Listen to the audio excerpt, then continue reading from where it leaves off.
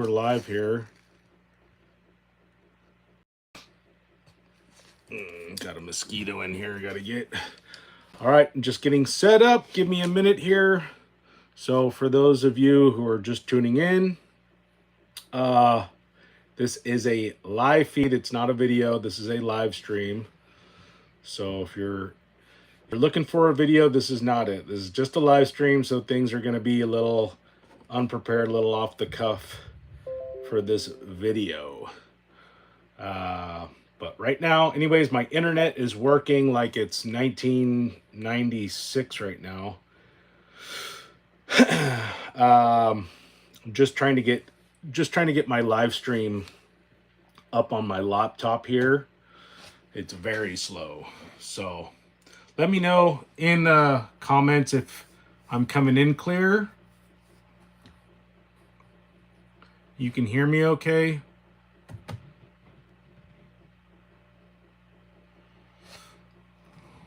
Almost done. Just getting my camera set up. Let me get this light on so you can see.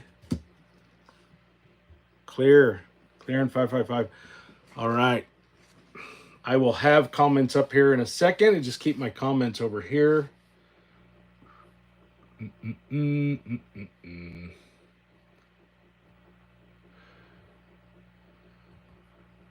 All right, almost. Hank, bear with me here. Slow internet, and I have an old laptop here. All right, so the real anonymous is here. Thank you for letting me know I'm coming in. This is a late one tonight, people. I just had a lot of issues getting set up. As soon as I thought I was ready, then I all of a sudden realized my my camera, which is what I do my streaming on, like the battery life was dead. So then I had to charge my phone. So we are good to go.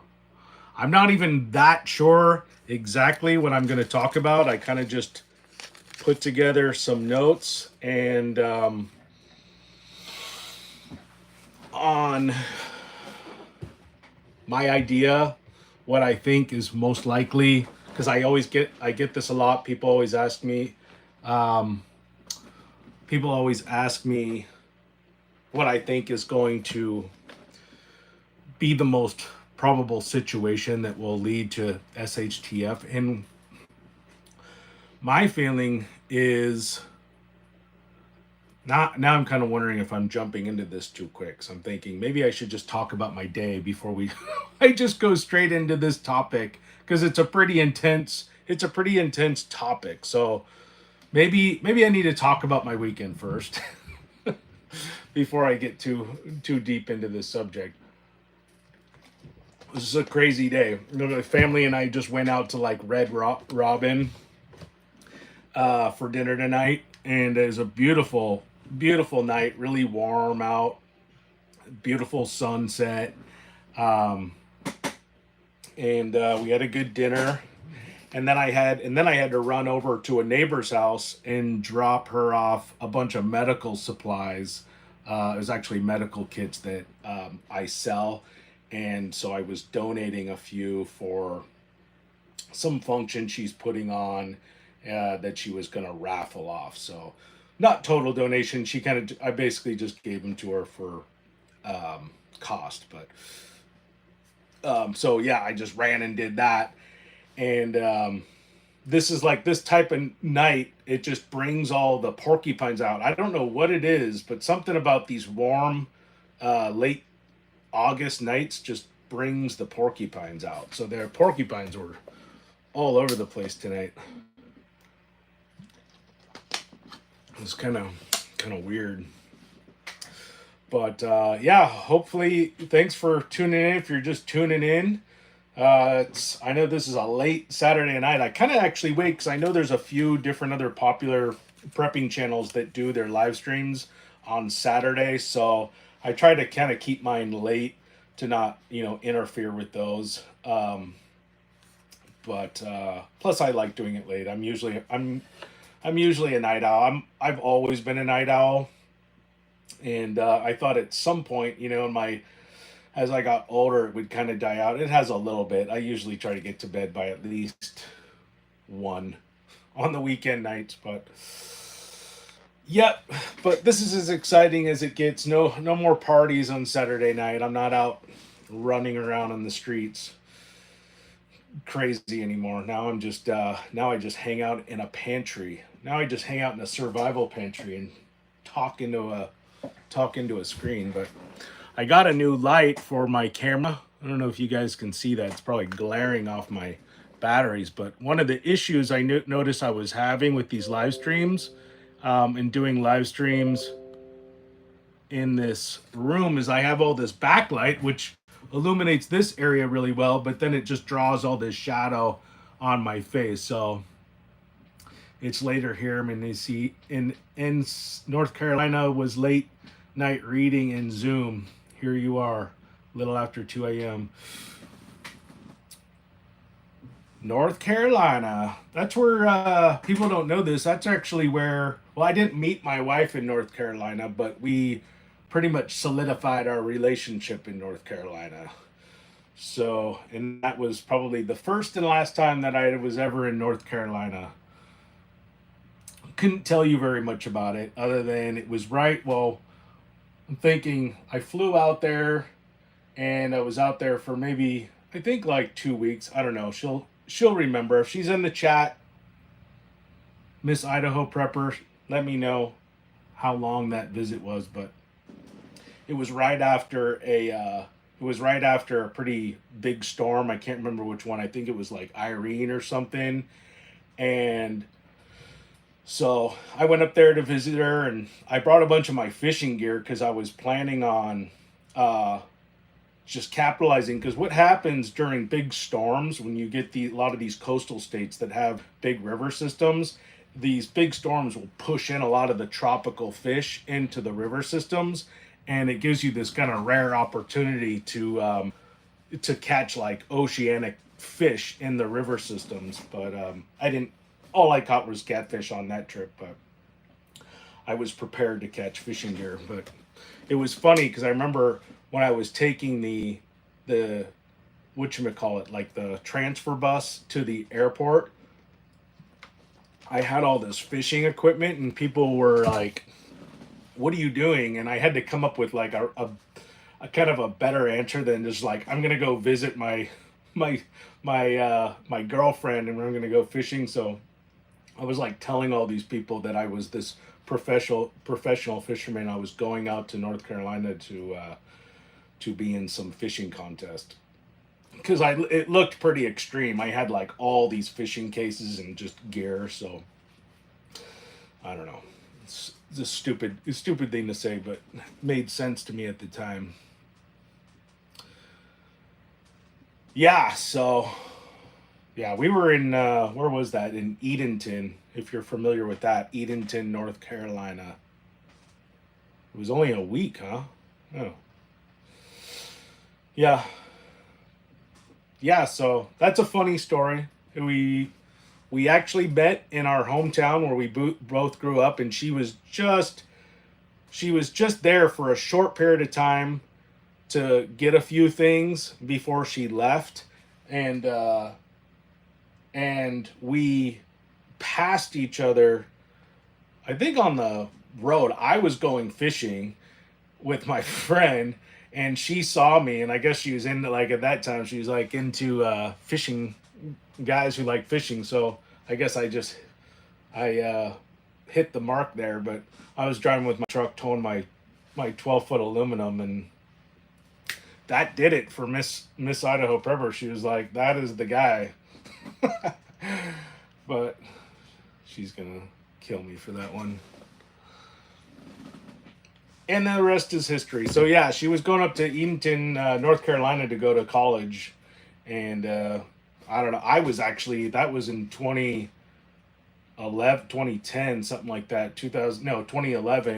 And I was just I was like in full blown like prepping mode in 2011. Like that's when my my prepping journey really took off. So I figured, and then I based so much of our relationship off that. I'm like, any woman that's into a guy that's like full blown prepping, she's got to be the one. Any woman that's willing to tolerate a guy who's stockpiling food in 5-gallon buckets has got to be a keeper. So, have I ventured into night vision yet? No. I've had night vision. I've actually owned like 2, low grade night vision goggles. I had got some night vision that was like, the old school with the infrared light. Not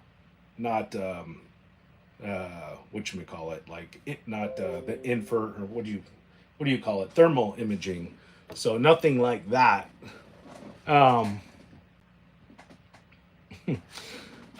Nothing like that, too expensive. It's out of my price point. It'd be awesome to have some. It'd be awesome to have like a thermal imaging scope for sure, and like go coyote hunting, varmint hunting or whatever. That'd be fun.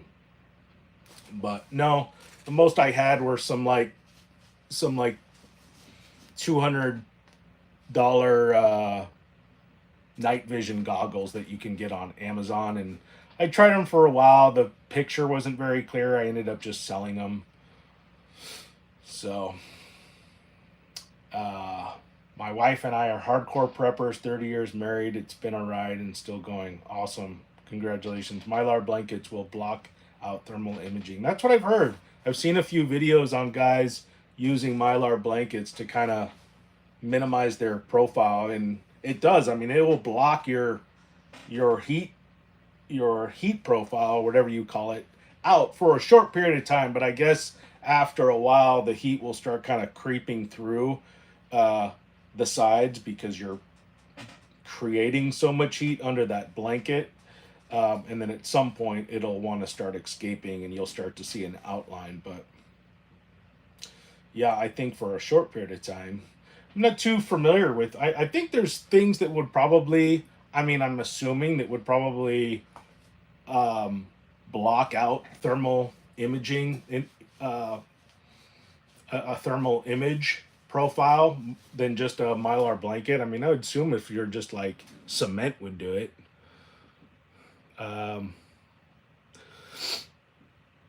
Yeah, the blankets will only work for so long.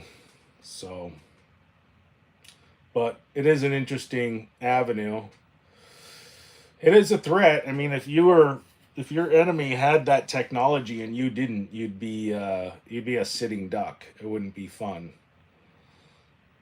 So hopefully it doesn't get to that where we're just running around trying to hide our heat profile. But one of the things I've been thinking of getting is like a drone. Drones, that makes a lot of sense as far as like the next, stage of preparedness, especially with, if you're working on your surveillance, recon, your preps, that makes a lot of sense. And I heard there was like somebody was doing a video on it recently where they were saying if you're going to do that, if you're thinking about getting into drones, to get it now, because the government's going to start regulating drones pretty heavily, in so much as they're going to start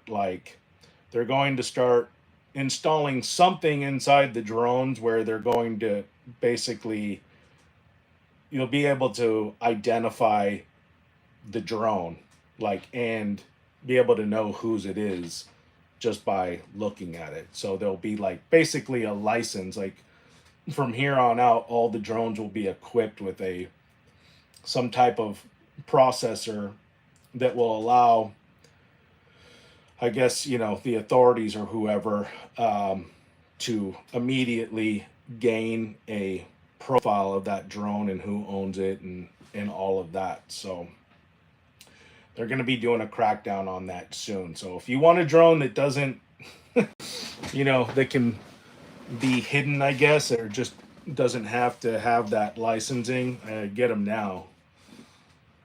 So, but yeah, I could see the drones coming in really handy, just especially if you live out in an area where I live. I'm like in a very rural area, and it's really hard to get in. You know, it's easy because we have so many trees. It would be really easy for people to uh, establish like cover and hide, and so to have a drone would be very beneficial from a surveillance security standpoint. So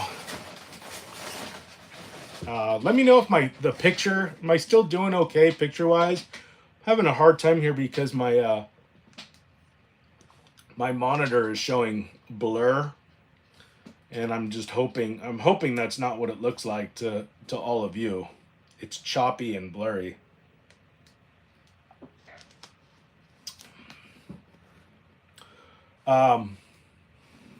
So I guess we'll get into it a little bit, but you know, the way I kind of see things spinning out of control right now, and they already are in a lot of different facets, that I've kind of touched on in a lot of videos. But one of the main things that we're seeing is we're seeing this total breakdown in our system, right? And when people see the system that they're in is corrupt, and when people start to determine that there's no recourse, you know, to exist in that system. In other words, like when people start to realize that like they can't win the game, right? They're playing by the rules, but they still can't win. They stop playing by the rules. You know, and they start breaking the rules, and that's when chaos starts to come into the picture. You know, that's when chaos begins, is when people start to feel like they have no recourse. They're playing by the rules, and it still isn't bringing about the results. You know, it's like, hey, I'm doing everything I'm supposed to. I'm abiding the laws. I'm paying taxes, and yet I still can't win. It's like the system's rigged against me. The game, you know, and the game is unwinnable. And as a result, people begin to lose their adherence to authority, and I think that's what happens, and that's, I think, what we're seeing. I mean, we all see it. There's chaos. I mean, there's corruption everywhere, you know, at every level, and this country is drastically changing, and it's changing rapidly.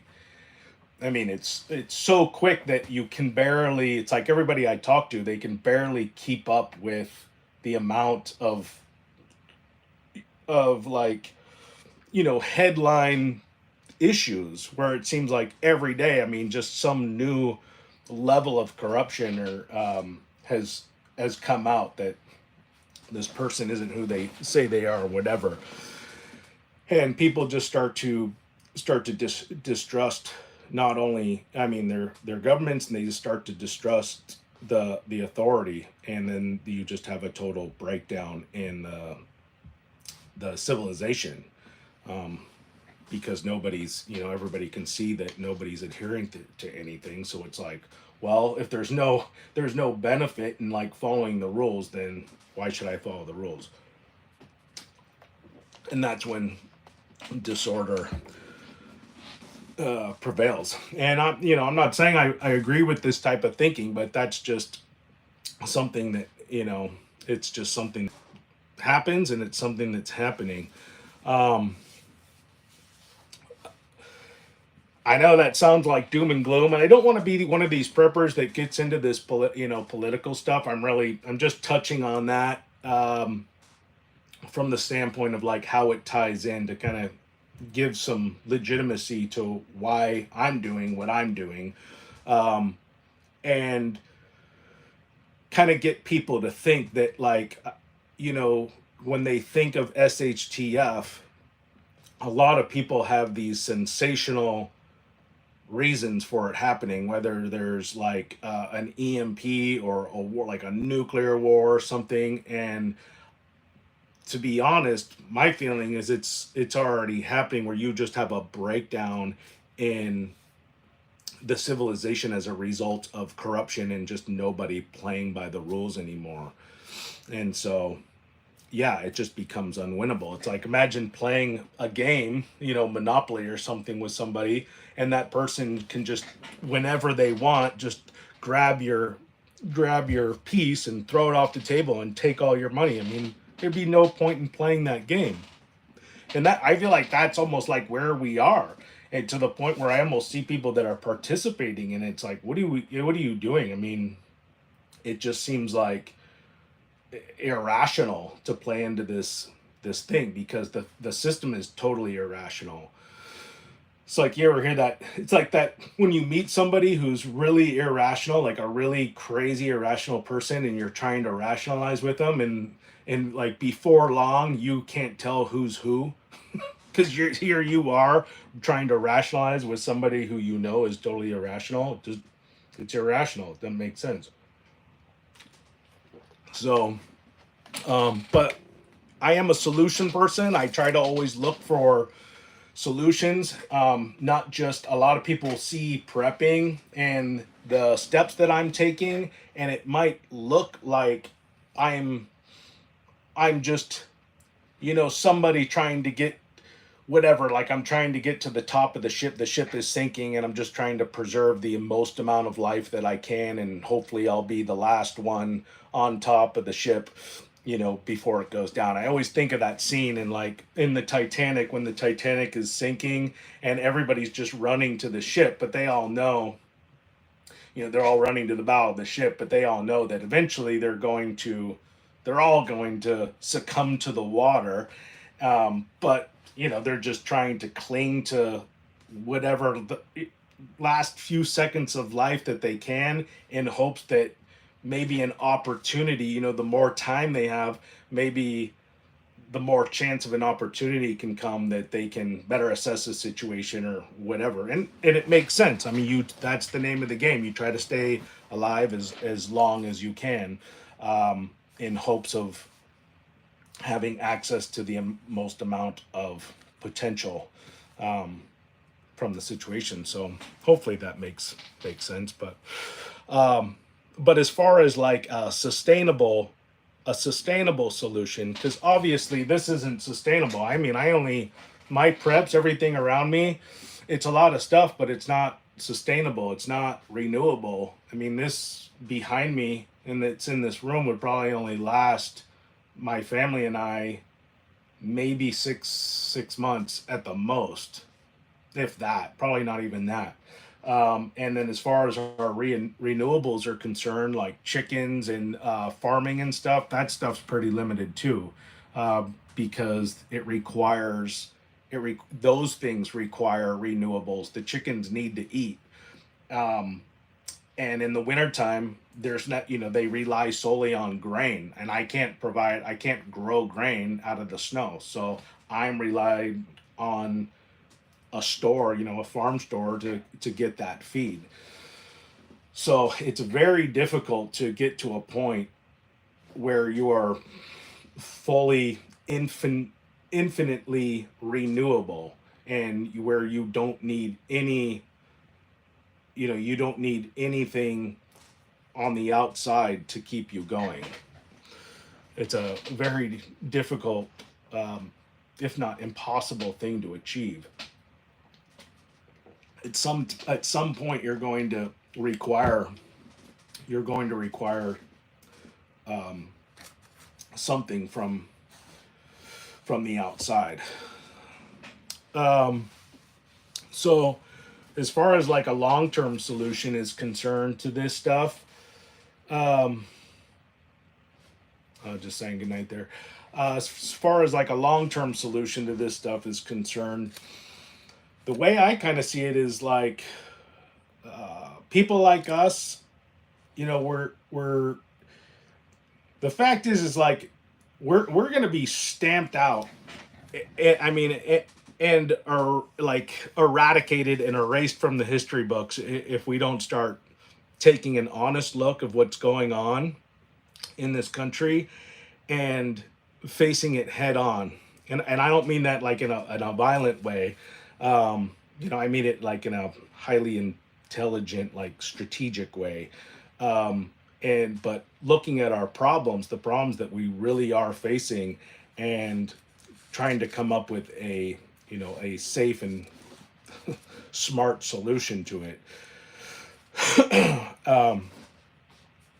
And in my opinion, that the beginning of that solution looks a lot like people like us coming together in a designated area, and like the Northwest or something like that. We agree upon like a predetermined like designated area, or a coastal state would make more sense, because you don't, I mean, that's the one downside to the whole Northwest movement, is like we're landlocked here. It's not a good place to be seceding. I know that was like a last show I did. I talked a little bit about that. These secession movements, it's just not a good idea if you're in the middle of the country, because you don't have access to you don't have access to the coast to receive goods and have stuff in what do they call it, like a like a harbor where you can access imported goods. Because the first thing that would happen, especially you try to secede in any way, especially on a federal level or something, I mean, you would just be shut out and they would just strangle you out, and you just wouldn't be able to last very long. I'm going to read some comments real quick. Dante Wimbush says, quail I have found are the easiest to raise and take no time to reach full maturity for meat and eggs, but obviously will only last us so long. Yeah, quail was something I was really hoping I could do this summer. I just did not have the time. I got so slammed with work. So I did a lot of research. I was really excited about that. I was starting to buy the all the equipment and supplies I was going to need to build the cages for them. The only issue I was running into with the quail thing was how I was going to keep their water from freezing, because unlike like with chickens, I have heated water feeders, and it's just one big water feeder with a heating coil, and the chickens can come and drink from that. But with quail, you have a bunch of quail that are in units, so you would have to have, you couldn't, in other words, like with the chickens I can have one heated filter. With quails it would have to be 1, 2, 3, 4, 5, like different, or even more different heated filters. That would just get costly, because just the one heated chicken filter was like $50. So if you came up with this, I don't know if you live in like a cold region where the quail where freezing, the water freezing isn't an issue, but I haven't heard a solution to that. Because I was following, I can't remember his name, but there's a guy that has a YouTube channel, and that's all he does is quail. And I was watching him for a while, and he was building the cages, but he was kind of in somewhere in the south where it didn't get super cold in the winter, and he never touched on any type of what to do with their water. But I know that quail, maybe they don't, I mean, I don't, because we have quail here, and I don't know, I guess, are they migratory birds? That I don't know. I mean, what do they do in the winter? Why is this not working? Hold on one sec. Okay, there we are. Unfortunately not. I live in Florida. As much as I hate the heat, I'm glad we don't have freezing weather. Yeah, because, man, I tell you, the freezing weather really puts puts an obstacle in the prepping situation big time. When winter comes, that's why it's like the whole summer and fall, it's all you're doing. I mean, from the second spring starts, you're pretty much thinking about winter here. And just preparing, doing things differently from the last winter. So there's a lot of things I'm going to do. Well, not a lot of things, but some things I'm going to definitely do differently this year than last year.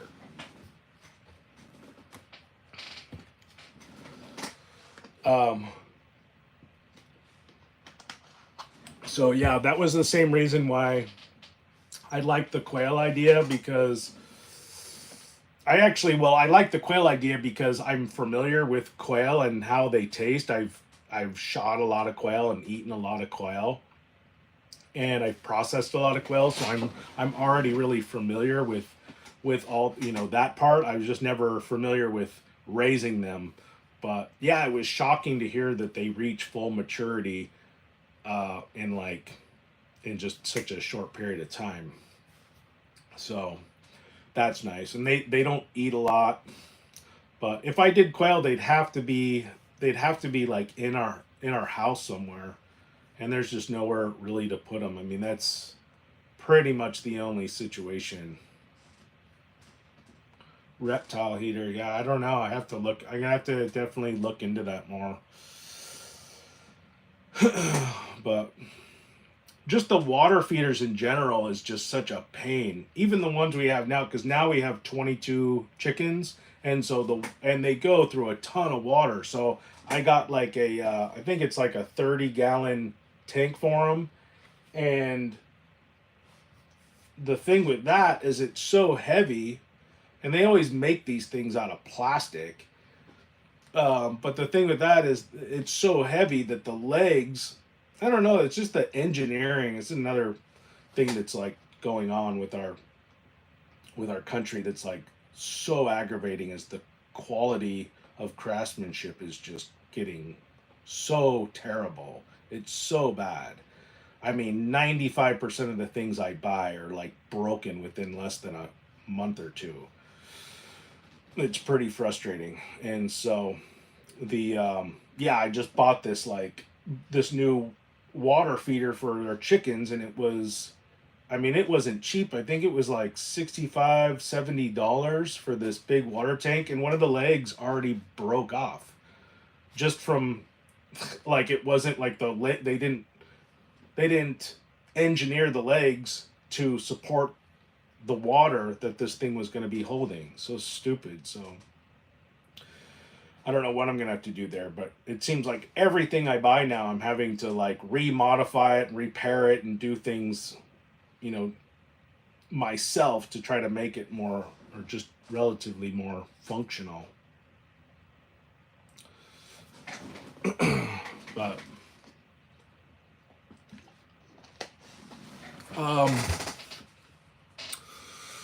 so back to like what I was saying. So you take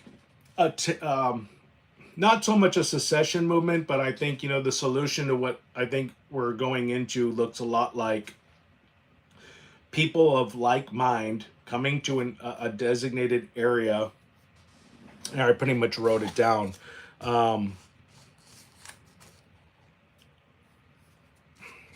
Coming to a designated region like the Northwest, or a coastal state like Maine, formulating and defining an outline of our mission and our Constitution, if you will, and installing like a really sound vetting process for who our leaders will be, so that it can't be infiltrated, because trust me, that's the first thing that's going to happen when people start coming together trying to solve things and get away from what's happening, is they're going to try and come in and stop it. So you'd have to do this whole thing. Obviously, you're going to have to do it totally lawfully and democratically. So you would have to install a process, some process better than the one we have, because obviously the one we had in place wasn't effective enough. I mean, it got infiltrated, as we know, and it's deteriorating quickly. So a system of government and a constitution is going to have to be rewritten to combat the holes and the flaws in the one that we have now, so that it doesn't keep getting infiltrated, by people who mean to do it harm. It's amazing it's lasted as long as it has, but nothing's perfect, and a lot of it just has to do with just the downfall of people. Is like, what did they say?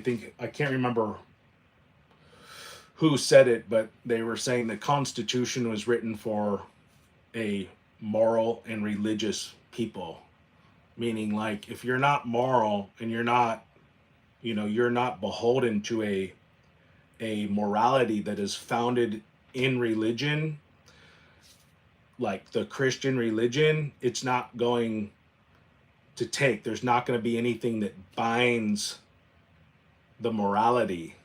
And that's the thing that was lost. People like try to say, like, oh, we can be moral as a people without religion, and you can to an extent, but the problem that you find is that at that point, if your morality isn't founded in a religion, is that it just becomes subjective, and then it becomes prone to change. When something's subjective, then it's just how people feel, and then you just kind of make up your morality as you see fit. And usually people will create their truth, right, and their worldview and their morality based on what's comforting to them.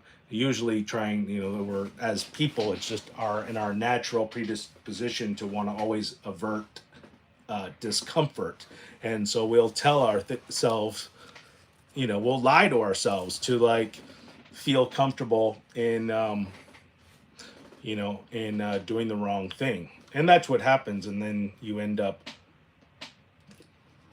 with a system that's basically it's the morality may have had good intentions, but it's like they say, the road to hell is paved with good intentions, because if it's subjected, if it's not bound by God and Scripture, then it's up for anybody's opinion, and before long, it's just we, as man, will just corrupt it and tear it apart, and that's what's happening now, and our system is showing us that. So, not to get too deep into it, but that's what we would have to do, is basically capture total political dominance of a designated area, and then expand our influence and power outward by showing other people what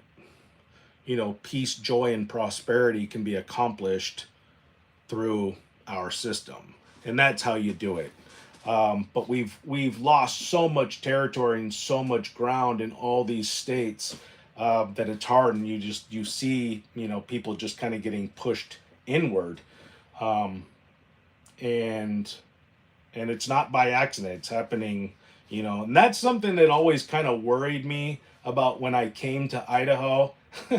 It was like, I remember coming here and feeling, and there was like this big movement, a big surge of people, like from California and a lot of these states that were just going the way of total degeneracy and chaos.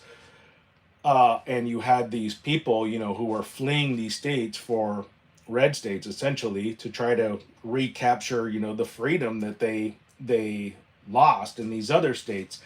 But at the same time, like, it really felt deliberate, like we were being pushed into an area, and I'm thinking, okay, yeah, I got away from this total tyrannical state, but it felt coerced. Like, thought it was my idea, but I'm thinking, gosh, that really seemed like as if California did that intentionally, and it was almost to the point where, are they doing that to try to separate people, and now we're just fish in a barrel? You know what I mean? Like, now they have all the people that caused them the biggest issues in one consolidated area. Catch my drift? You've separated the people who will go, the sheep from the wolves. And yeah, that did not go unnoticed with me, and I felt like it was intentional. I'm like, maybe I just put myself and my family in a worse situation by coming here, because now we're just all in one consolidated area. So, but yeah, that's a lot of like how I see this. I think the situation we're in, I mean, that's the best, most realistic, I guess, solution to any of this, because this isn't, like I've said, I mean, this isn't like, this is a way of life that I'll always kind of lead, because you never know, no matter what system you put in place, nothing is foolproof, because at the end of the day, we're just people, we're flawed, and things eventually, what goes up must come down. And so it's always good to be prepared. I mean, there's so many different facets to a society, that can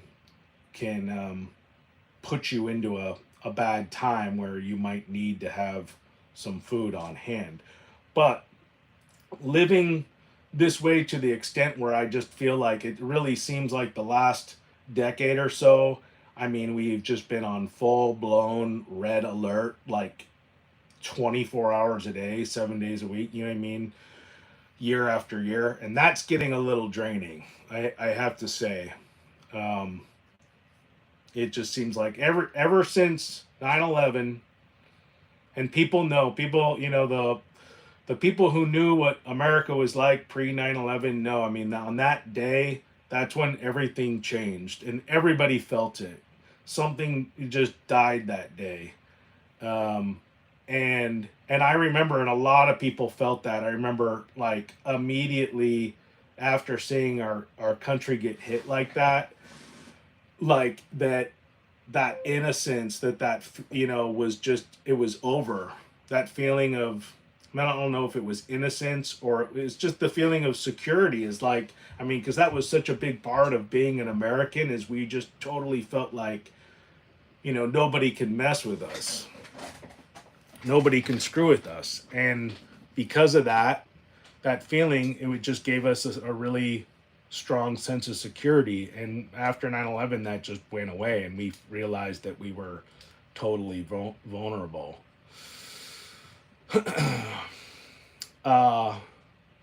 Still stuck in California waiting for all the liberals to move to Texas. Yeah, that'll never happen. You have a steady flow of liberals moving in from the South. They call them natural conservatives, but they're not. And I won't get into that, but yeah, I'm from California as well. I never liked California. Even when I was like a little kid, I wanted out. And it's a lot of how I am the way I am, how I just always into hunting and fishing and nature, because my parents weren't that way. My parents weren't like libs, but they were, they grew up in the 60s, and in California, and so they were they were, I don't know, what do you say, college students in California. And so there was a lot of things that they subscribed to that they probably shouldn't have. And then as they got older, they became a little more conservative. But not like me. Like, I was like, from the get-go, I wanted out of the city. I wanted to live in the woods and live in a cabin. And I just wanted to hunt and fish like my whole life, ever since I was a little kid. That's just been instilled in me. And same with my politics. It was all, I remember one of my earliest memories of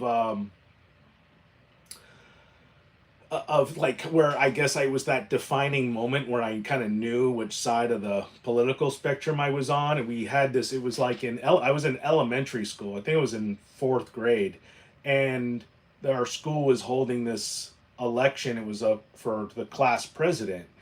And there was probably three, four kids running, but for whatever reason, I only remember two. I think eventually it just came down to two kids running. And I remember they were doing their, um, they're not a really, it wasn't a debate, but they would take turn, one would go up and he would explain to everybody what his platform was and what he intended for the school. And so they were doing that. And the first kid came up and he was like, keep in mind, this is like in the 80s. So he came out to like this, like, so some like heavy metal music or rock music, and his whole platform was like, I'm gonna take our money and I'm gonna put vending machines on in every hallway, and we're gonna have soda machines everywhere. And it was all about just like junk food, and everybody was like cheering. He's like the cool kid. And then and it was like exciting, and then this like nerdy kid comes up and he's like, okay, well, and he had this binder and he lays out the budget and he's going over all the finances and like, hey, and we have these books that are deteriorating. We're going to need new computers in the computer room and we should be putting our money into this. And it was just like, But I remember thinking, like, as much as I wanted the guy that was going to put soda machines and candy machines everywhere, I remember thinking we can't vote for that guy. I mean, everything would fall apart, and I instinctively knew, like, that we cannot do that. And I actually started getting, like, nervous that was going to happen. Like, we're going to elect the idiot that's going to spend all the money on candy, and then the whole school's going to fall apart. And I was scared because I was looking around and everybody was buying into it, So that was my first, experience and time when I realized what side of the political spectrum I was going to find myself on for the rest of my life. So yeah, we got to be responsible. We can't just spend money all the time. All right, rural California, it's so bad. Yeah, I mean, we when my wife and I were first looking for a place when we were moving, we were actually looking in Northern California, but the deal breaker there was all the marijuana grows that are going up there. It's just totally insane. That, and it gets really hot up in far north, Northern California, like in Placer County. It's just, in Sacramento and all that area up there, really hot, and the wildfires are bad because of, well, the heat, and then you have just the horrible management of the Forest Service out there, and then you have all the illegal grows. I mean, there's just too many dangers. So there were so many reasons, and then the laws just being so ambiguous, that was always something that bugged me. I mean, obviously the laws, like, especially concerning like gun laws in California, I mean, they were terrible, but the other thing is they were very ambiguous. It's hard to know how to comply and adhere to them because they were just very undefinitive. And so I never really knew if I was in compliance, because it's like you're just out of sync, like one out of step with one thing. Like maybe your ammunition isn't exactly the right amount of right measurement away from your firearm, because that's how you have to like transport, if you want to transport your firearm in a vehicle. Like the vehicle has to be, the firearm has to be like locked up with like a special lock in a box, and then the ammo has to be in a trunk, like a certain amount of feet or whatever distance from the gun. It's like crazy. So I was like, I don't even want to mess with it. And you're one little step out of sync with any of those laws, and it's like a federal offense. So it was like almost, it wasn't even worth owning a gun there. It wasn't. It was like more of a liability than an asset.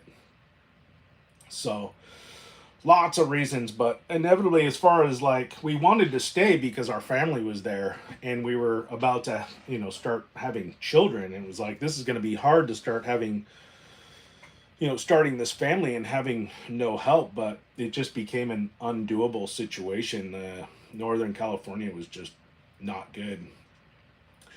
And then the thing that was really depressing is that I thought, well, okay, well then we'll just go to Oregon. And then you find, and I think a lot of people probably have this a very similar experience like this. People who are maybe leaving California, is they'll go from California and then into Oregon thinking they're going to find some safe haven there, and be like, geez, it's not much better. I mean, it's not much better, and with worse weather. And then you're like, okay, well, this isn't going to work. And then you keep driving, northeast or whatever. And then you just get to a point where you're like, and then you get to Washington, and then it's like, oh my God, Washington's worse than California. And so then by the time you're in Washington, you're like, I'm already like a day and a half drive. Like I might as well just head to Idaho. And that's how we ended up in Idaho. It was not part of the plan. The original part of the plan was just getting something up in Northern California, but the certain region that we were looking at, and I'll just tell you because I'm not living up there, is an area called Lake Pillsbury. And it's, for those of you who are in California, if you ever want to go to a really nice spot, that's the spot. Lake Pillsbury is a really cool place. It's Northern California. I can't remember what county it's in. Lake County, I think, which is near like Clear Lake. But it's like prime marijuana grow country. And the cartels in that area it's like insane. And they'll like shoot you. I mean, the forest rangers, don't even want to go out there. And the forest rangers, I mean, the poor fish and game wardens that have to go out there, and the forest rangers that have to go out there are having to like go out there with full body armor and chest rigs and AR platforms, and it's like crazy. And their hands are tied. I mean, they arrest one of these guys and then they just make bail the next day because they have, because they're cartel, and then they get let go because this, the legal system up there is just corrupt beyond corrupt beyond belief.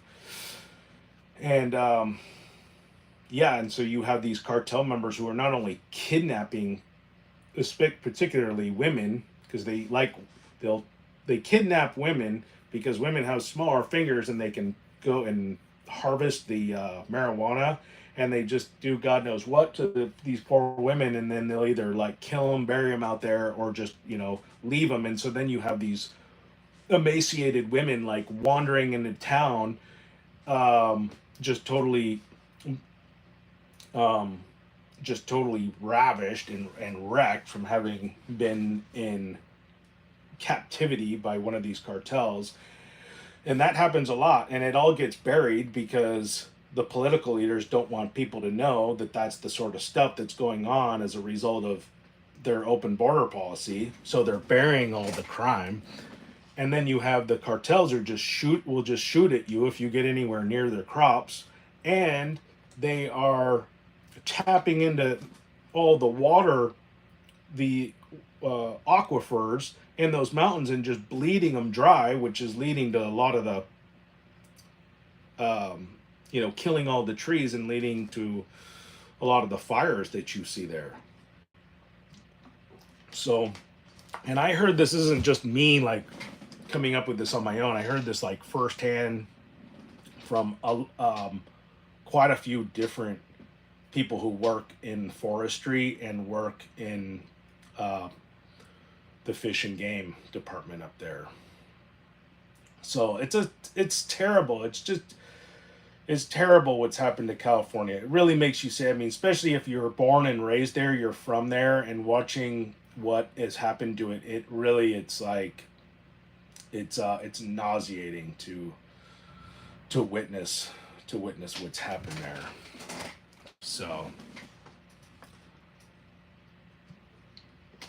I don't know. I still have family there and friends there, and they're still putting up with it. And I'm just thinking, if you've put up with California this long, man, just stay. Because it's like your tolerance for tyranny is way too high. So, but I understand. I mean, a lot of people just, kind of have their hands tied. But I don't know. If it were me, I always tell people, it's like, make your money and get out of there. It's not too late to, a lot of people are thinking, it's too late. They missed the Idaho boat because things, there was this huge influx, but Idaho's huge. It depends on where you want to live. Like, and the prices have come down quite a bit. Too late for anything. Yeah, it's never too late for anything. I've shot on marijuana growers on family property. Yeah. I could tell you so many crazy stories from California. It's like, I guess the one thing I miss, I almost remember, like, when we were leaving, I was thinking, like, this is the one thing I'll probably miss, because it would be, if things went bad, it would almost be kind of entertaining just to see what would happen in California. Just to see what would happen. It's going to be kind of boring in Idaho because everybody here is like prepared, so you're not going to see a whole lot of chaos. But California, definitely another story. But yeah, that's why I say I was gonna do a top 5 things to stockpile before, because as you know, we're coming. To me, the biggest threat that's on the horizon right now is this election that we're coming up to. I know they say that about every election. It's true. Every election, it is each election.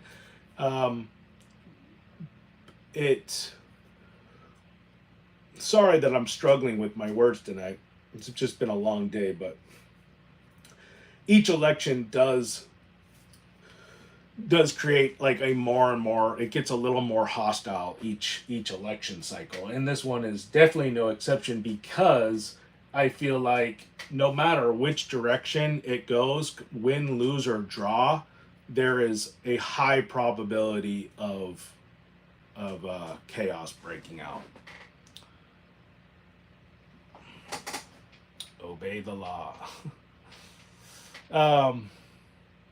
So what I was saying, main things that popped out in my mind or stood out in my mind, especially if you are in a more urban area, and especially if you own like a business front, like a physical business storefront, get plywood now, because plywood is cheap. And a lot of people, like I was saying, it's like so much crazy stuff happens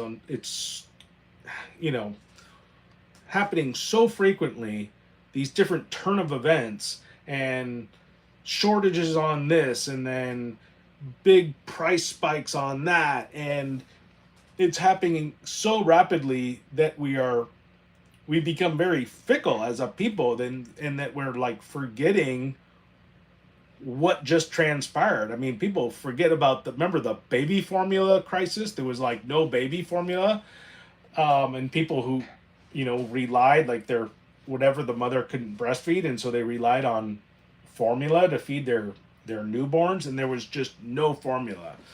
unless you were like an illegal alien at the border. I guess they had plenty of formula. I think that's where all the formula went, was to all the illegal aliens that were being housed at the facilities at the southern border. I remember that. Totally typical California thing to do. But yeah, there was that, and then remember the lumber prices, the spike in lumber, and how expensive lumber cost. I remember a sheet of CDX, which is like a really low grade plywood, was like $65, like half-inch CDX, or half inch, which like the cheapest is like the, what do you call it, that particle board stuff, OSB. Like half-inch OSB was like $50 a sheet, which is crazy because that stuff is normally like $12 a sheet. And so now it's $15. It's cheap. You can get, it's kind of back. It's actually back to where it was. So you can get 2x4s for a little over $3 a piece, 8-foot 2x4s, and half-inch CD or OSB for $15. So 2x4s and some plywood. Get it? Because, and then the other reason is because according to the Farmer's Almanac, I don't have it handy with me. I wish I did, but according to the Farmer's Almanac, we're supposed to be going into like one of the most severe winters on record. So you're going to be seeing a lot of hurricanes, a lot of storms, and there's a lot of, so yeah, just that alone, you got a really brutal winter coming, and you have the potential for riots and a total civil disobedience taking place. And probably the one thing you're going to want to do in both of those situations is board up your windows, board up your doors, and secure yourself. And that means you're going to need plywood, you're going to need 2x4s, and you're going to need screws. So go get all that stuff now because it's extremely cheap and plentiful. So that's the one thing I would stress. The other thing is, keeping cash on hand. Keeping as much cash on hand is going to be key too, for a lot of reasons I won't go into. A lot of people talk about like there just being a run on the banks, but I personally see a system failure on a power grid level as a result of extremely poor management. That's what I see happening. That's what I think is going to be the leading factor. If anything happens in this country on a civil breakdown spectrum, it's going to be as a result of just horrible management, and probably by design, but mostly just poor management, because I'm already seeing it, like just stuff just absolutely fall apart, as a just from poor management, and then an extremely short labor supply, nobody wanting to work. So I just, like, for instance, like the latest thing was this post office. So I just got a PO box. And if you guys ever want to send me anything, I'll try to remember this. I keep forgetting to put this in my videos. But if you guys ever want to send me anything, I have, my PO box is 2923 Coeur d'Alene, Idaho 83816, I believe, is the PO box there. So I do receive mail there, and some different affiliate programs that I'm starting to kind of work with, like this here, Blackbeard Fire Starters. They just sent me that kit to that PO box, so I do receive mail. But anyways, I got that PO box, and right off the bat, that was the first thing I was gonna have delivered to my PO box, was this package of stuff. So I get a notification on my phone, hey, the package has been delivered, let us know how you like it. So I go over to my PO box, open it up, nothing's in there. But they're, so in that day that I went, closed, obviously, because they're closed always. They close, right at 4 o'clock or whenever they close. They close every holiday, every chance they get, closed, closed, closed. And then half, the people working in there, or more than that, like 90% of the people working in there are just hiding in the back. They don't want anything to do with the people. So you have these huge lines in the front. And so 2 or 3 days goes by before I can even talk to somebody about my package not showing up. So they look it up. They don't know. They come to me. We have no idea where it is. That's the first thing. But we'll call you when we figure it out. I don't get a phone call, obviously. So I give it another day or two. I go back in. Okay, leave your phone number with us. That whole rigmarole again. Go in. Okay, fine. Here's my phone number. Call me when you find something. And so I get a phone call, believe it or not, that time, a day later, and they go, your package is in your box. And I'm like, okay, great. I head down there, open the box. It's not in there. Go back to the counter. I go, my package is not in there. And so, anyways, I eventually figured it out before they did. I was like, clearly you're seeing my package in a box, but it's not in my box. So clearly the number, my PO number, is different than the one. Either you guys are all dyslexic and you're reading numbers backwards, or the numbers are switched. And as it turns out, that's what happens. They were switched. But it was like, wow, you guys, like. And then I was kind of shocking. It's like, why would they even be interchangeable? I mean, if the P.O. box number is a fixed and permanent on the front of the box, why would they even give people the ability to interchange the numbers on the other end? That doesn't make any sense. But anyways, after like almost 2 weeks, I got my package, and they resolved that issue. But it's like, wow. Can you imagine like being one of these countries where these people are just running everything?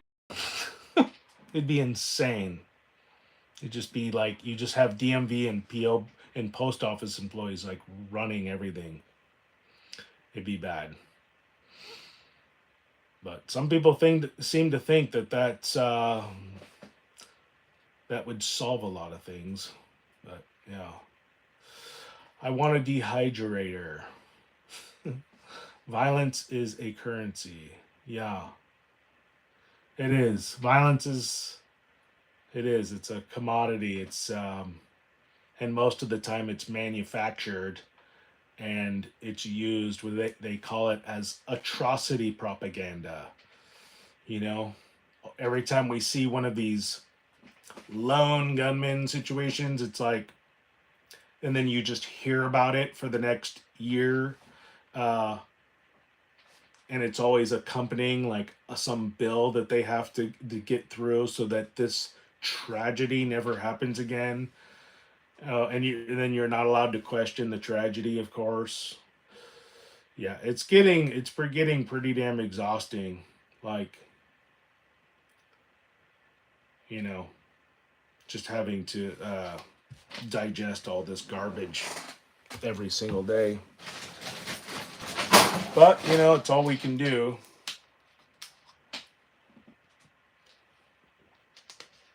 And that's why, staying prepared is like, that's one of the best gifts that comes with being a prepper is you get it's just a feeling of control. We're in this chaotic world. And when you prepare the best you can, it gives you a semblance of peace as a result of just knowing that, that you're gonna probably be okay. And even if you are not okay, at least you'll know that you did everything in your power to be okay.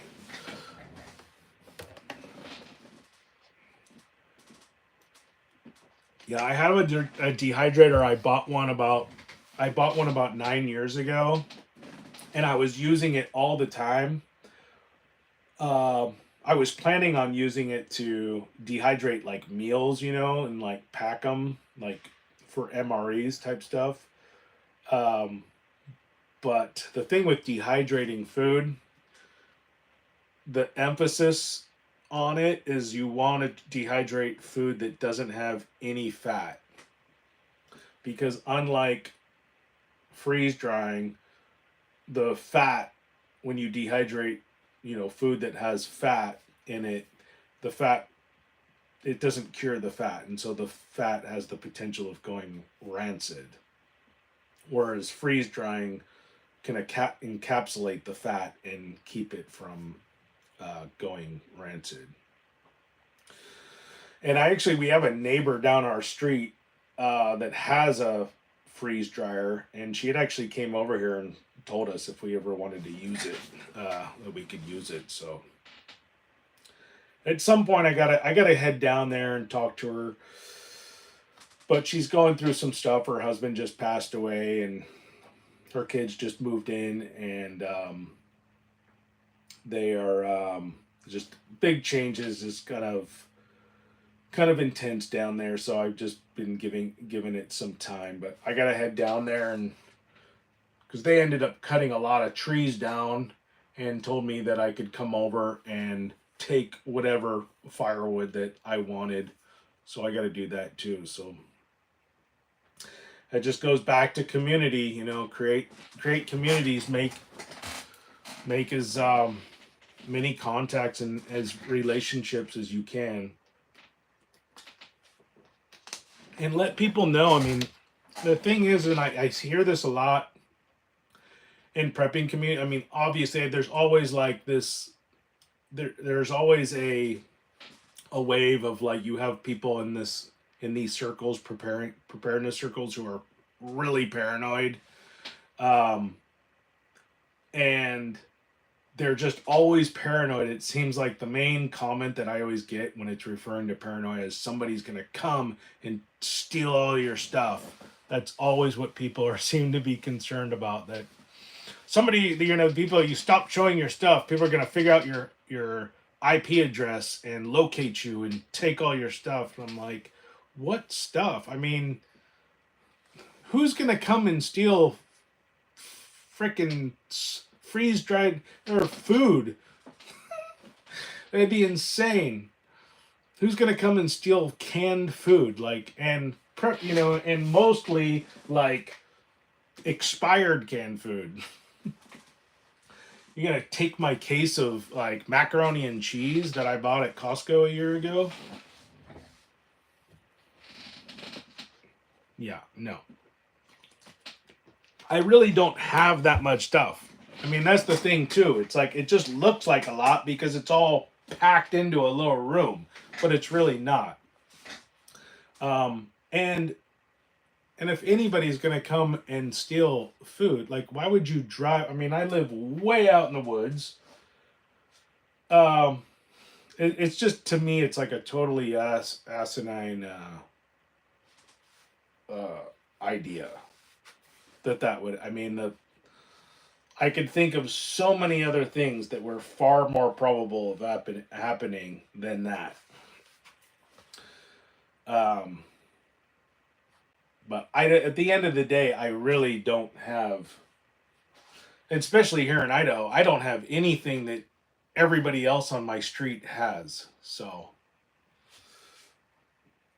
it would be like the hardest target too. It's like, of all the places to try to like steal somebody's stuff, you're gonna go to my house where I have surveillance cameras everywhere. It's only one way in, and I mean, you have one way in, one way out. It's a 20-minute drive into the woods.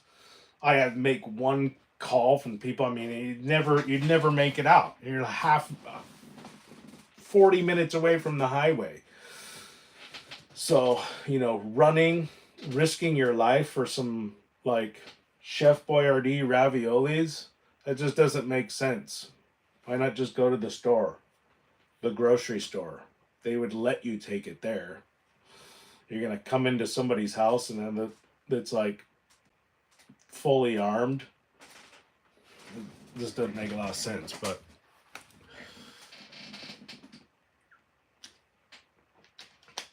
that's what people are thinking. Okay. Yeah, yeah, and first of all, you have to be a hacker.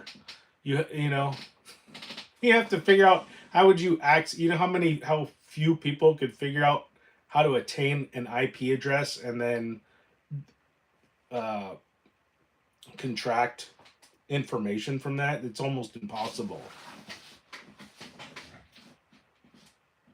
Those aren't preppers. Those are leprechauns. Hmm. Leprechauns. Yeah, I don't know. I just don't see it, especially in my neck of the woods. It's just not a huge threat. Maybe when I was in California, and even when I was in California, I'll tell you right now, like I was in California and I was prepping, and people knew I was prepping. Everybody knew I was prepping, and you would know where I lived. I lived in an alleyway that was like a dark alleyway.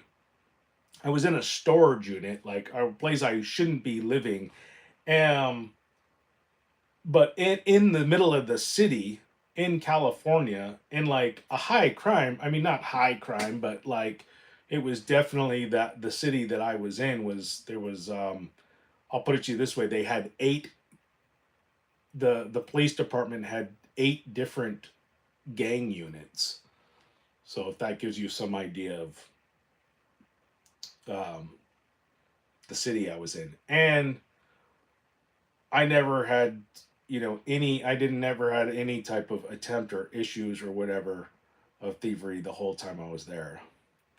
Um, and now I have a family member that's in that same unit, and he's way more vulnerable than I was because when I was in that unit, there was like it was actually a lot of security. So I had like the initial door, right, that you open up, and then the door behind that was a big roll down steel door that locked, and then in front of the building was a camera. So I had a camera, and it was to my phone, so I could always see if somebody was there or whatever. But it was pretty secure, but nobody attempted to even come in there. So, but I have a family member that's it's living in there now. I'm a little concerned because that steel door, that roll up door, isn't there anymore.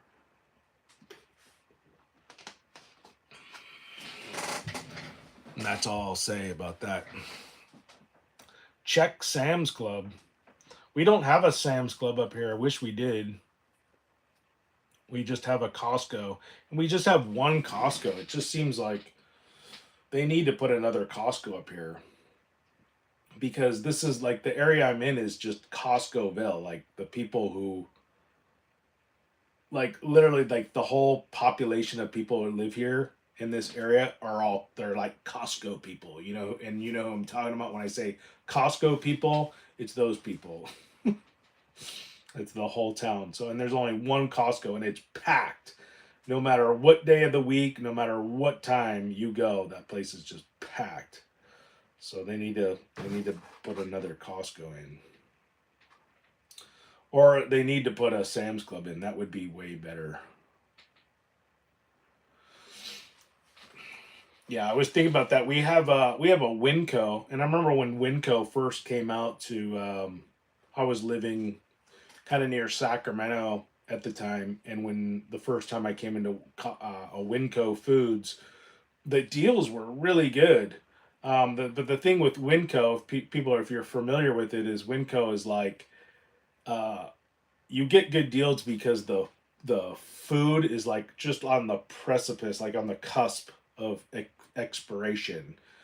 And so you get a bag of chips there, you eat that first chip, you can always just have like a tinge of like chewiness to it. You can just tell that it's just on its way out. And you're like, oh, that's why I saved $3. So, but the best deals here where I'm at is Costco, sort of. The thing with Costco is you're buying premium food. You're buying like ultra premium food. Like most of the food they're selling is like high grade food. Who owns Costco now? I remember who used to own it. Who owns it now?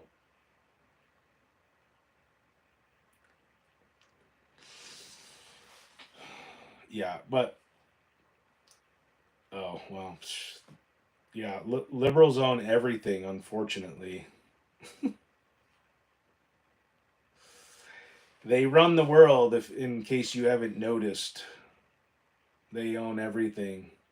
Even the stuff they don't own, they own because their investors own. That's the thing people don't realize is that a lot of these social networking programs like YouTube and Facebook and stuff, it's not, especially like Twitter is like a good example of this.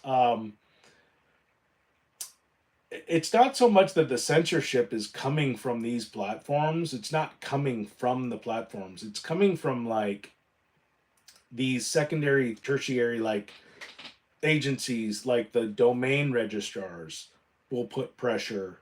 Obviously, the banks will cut their funding if they don't comply. So a lot of times, like we think of like YouTube, like oh, YouTube censoring me, but really, like, and not to say that they're not. I'm sure that YouTube is run by people who love the idea that people like me can be, people that are just right of Karl Marx, shall we say, are censored. But a lot of times, it's the pressures really come um, these other layers of the companies, like domain registrars or the hosting sites, the hosting providers, and especially the banks. Just saying, well, we'll strip you of your funding, and that's kind of gets ends up being dictated by uh, the different what would you call them, like the ADL and these different these different I don't want to say agency. They're not an agency, but these different groups. So it, yeah. But we know. I mean, I know. I know ultimately who's making the decisions.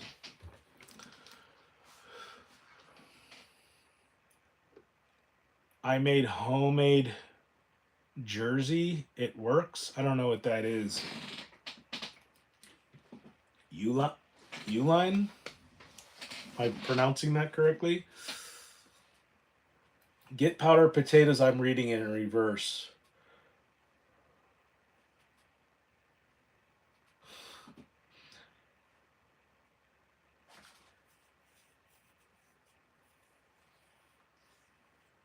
Oh, yeah. I mean, Costco is like my renewal came up for.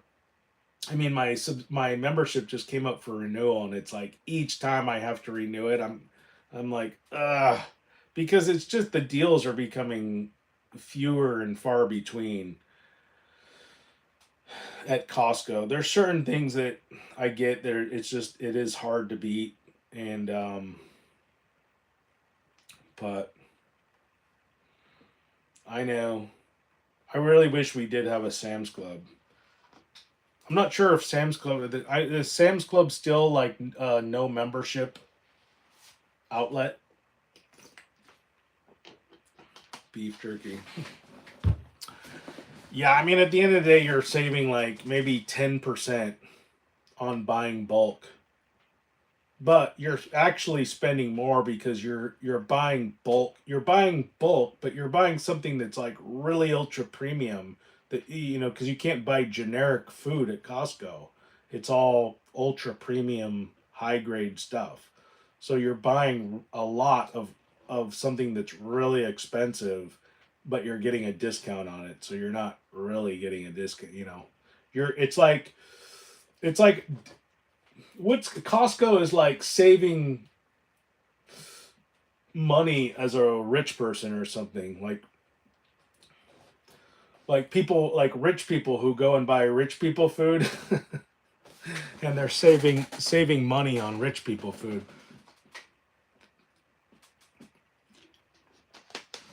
But the other place that we go that's like the best deal I think is just Walmart. Walmart groceries like the better deal for sure. Their canned chicken, I mean, the canned chicken has actually come way down in price. It was up there. Remember the chicken? Remember when how expensive chicken got? It was almost as much as gasoline. It was insane. But the canned chicken prices have come way down, so it's good. It's good. All right, how long have I been going here? It's 12:25. When did I start this show? At 11? Okay, so I've been going for almost an hour and a half. All right, that's reasonable. It's like a standard podcast show. Yeah, a lot of the podcasts I watch, they go for 2 to 3 hours. I don't know. I don't know how those guys do that without having to take a bathroom break. I've had to go to the bathroom for like the last half hour. But Dollar General. Yeah, the last time I went to like, oh God, it was like a grocery outlet or something. I got like the worst food poisoning in my life, and it just scarred me forever. I'll never go back to grocery outlet for food ever again. Plus, I don't see really good deals in there either. Yeah, Walmart is hard to beat. Like they're neck and neck. I mean, it's a better deal. It's definitely a better deal because you don't have to buy bulk. And a lot, like most of this canned food is all from Walmart. All the case stuff, the stuff that you see in cases up top, that's all from Costco. But the individual stuff is all from Walmart. Just about. But it's funny, I have at the top shelf there, you can't see it, but at the top in the back is all my I have number 10 cans of freeze dried food, mostly Mountain House. I have some LDS and stuff, and I bought it in 2011 when it was like dirt cheap. And I remember thinking, wow, this stuff has a shelf life of 20 years. 20 years is how long a number 10 can of freeze dried food will last. And I'm thinking, I'm like, that was almost at the halfway point. I never thought it would last that long. You know, obviously it'll probably last a little bit longer than that, but I mean that the expiration date that they put on freeze dried food is about 20 plus years, or a little over 20 years, 20 years or more. But I'm thinking, gosh, I never thought I'd get to a point where I'm like, oh, I gotta eat my freeze dried food here before it expires.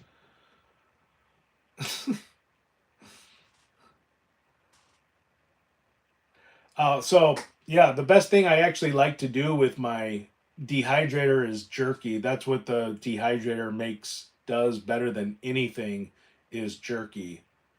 And so you do your own beef jerky, and what I like to do is turkey jerky because I always get a turkey tag, and we have turkeys everywhere here, and so I always shoot like 2 turkeys and breast them out and make jerky out of them, and it's really good. And that's why one of the things I always recommend is getting soy sauce, is to stockpile up on, because soy sauce, I mean, yeah, it makes really good for a good marinade. Um, Especially uh, you're procuring your food.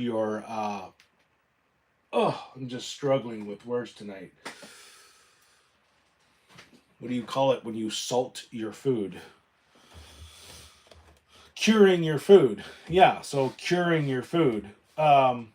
That's essentially what you're doing with beef jerky or turkey jerky, and when you're putting it in the salt brine, is you're curing it, right? The salt is just extracting all the impurities and moisture out of your food, and uh,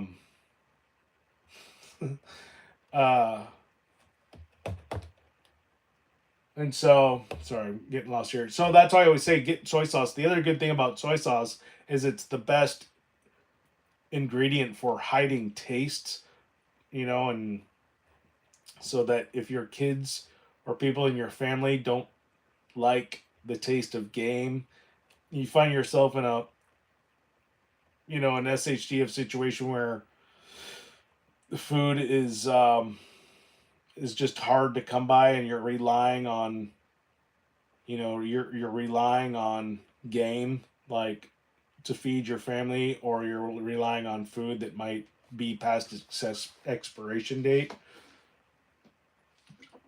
Soy sauce is like one of the best things to mask the flavor of foods.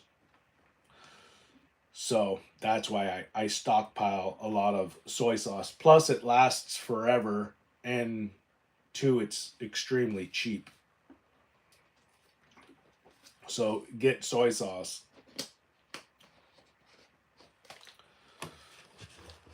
Um, yeah, but beef jerky is good.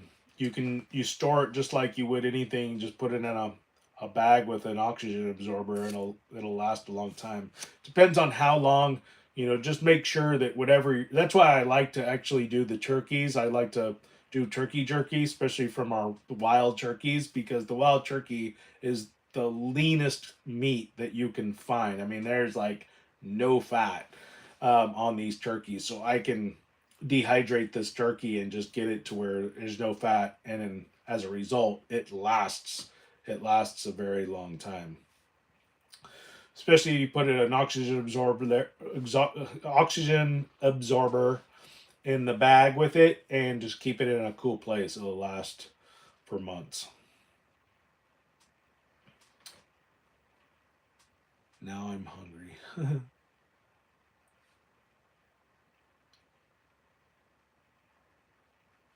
Yeah. Yeah, you're gonna see a lot of people. I think if we ever end up in a situation where the food supply chain just gets destroyed and people are starving and relying on, just the food just becomes extremely scarce, you're going to see a lot of these food allergies and food particularities just go right out the window. A lot of lactose intolerant people are going to become very lactose tolerant overnight. We'll be curing food allergies like crazy. Oxygen absorbers, you just buy them online. Just buy them on Amazon.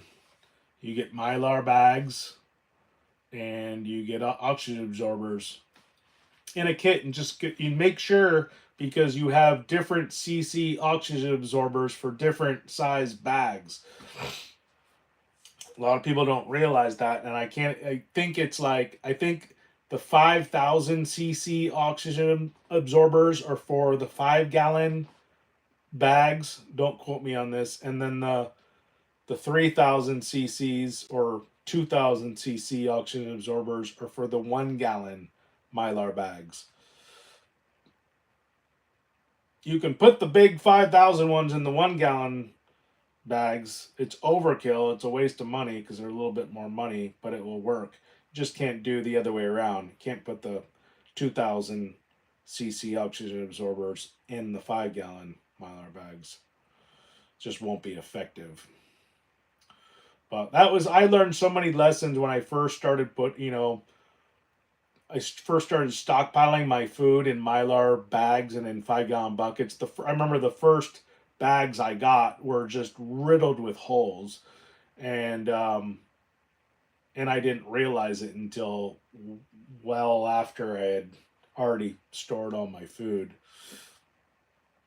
So just be certain when you get the bags that the best way to do it is actually put your head in the bag so that you close out all the light. It's kind of funny. And then in a room that's lit up, and then you look inside the bag. If you can see light coming through, you know that there's holes. Because you can't see the holes on the outs because they'll be small little pinholes. And so that's, how I kind of detected. I kind of was like, whoa, are there holes in there? And then, like, I kind of just put it around my hand. I'm looking around. I'm like, oh, I just saw lights, like, pouring in from everywhere, like stars. So it's one way to detect. Oh, is it 5,000 cc is 1 gallon? Are you sure? I have all that stuff, but it's It's up high on my shelf. So that last little rice crisis we had, or rice scare, I went out and bought a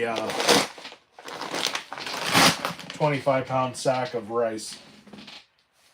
Because I went to Costco just to check to see if it was a thing, and there was like 3 bags of rice left. I'm like, oh wow, I guess it is kind of a thing. So I grabbed one. I'm pretty good on rice, but I just grabbed one just for the heck of it. It's probably because I live in a very prepper dominated area, and so they probably were all watching the channel saying that there was a rice shortage, and everybody ran out to Costco. Everybody got the same idea and ran out to Costco and took all the rice because they weren't rationing it or anything. So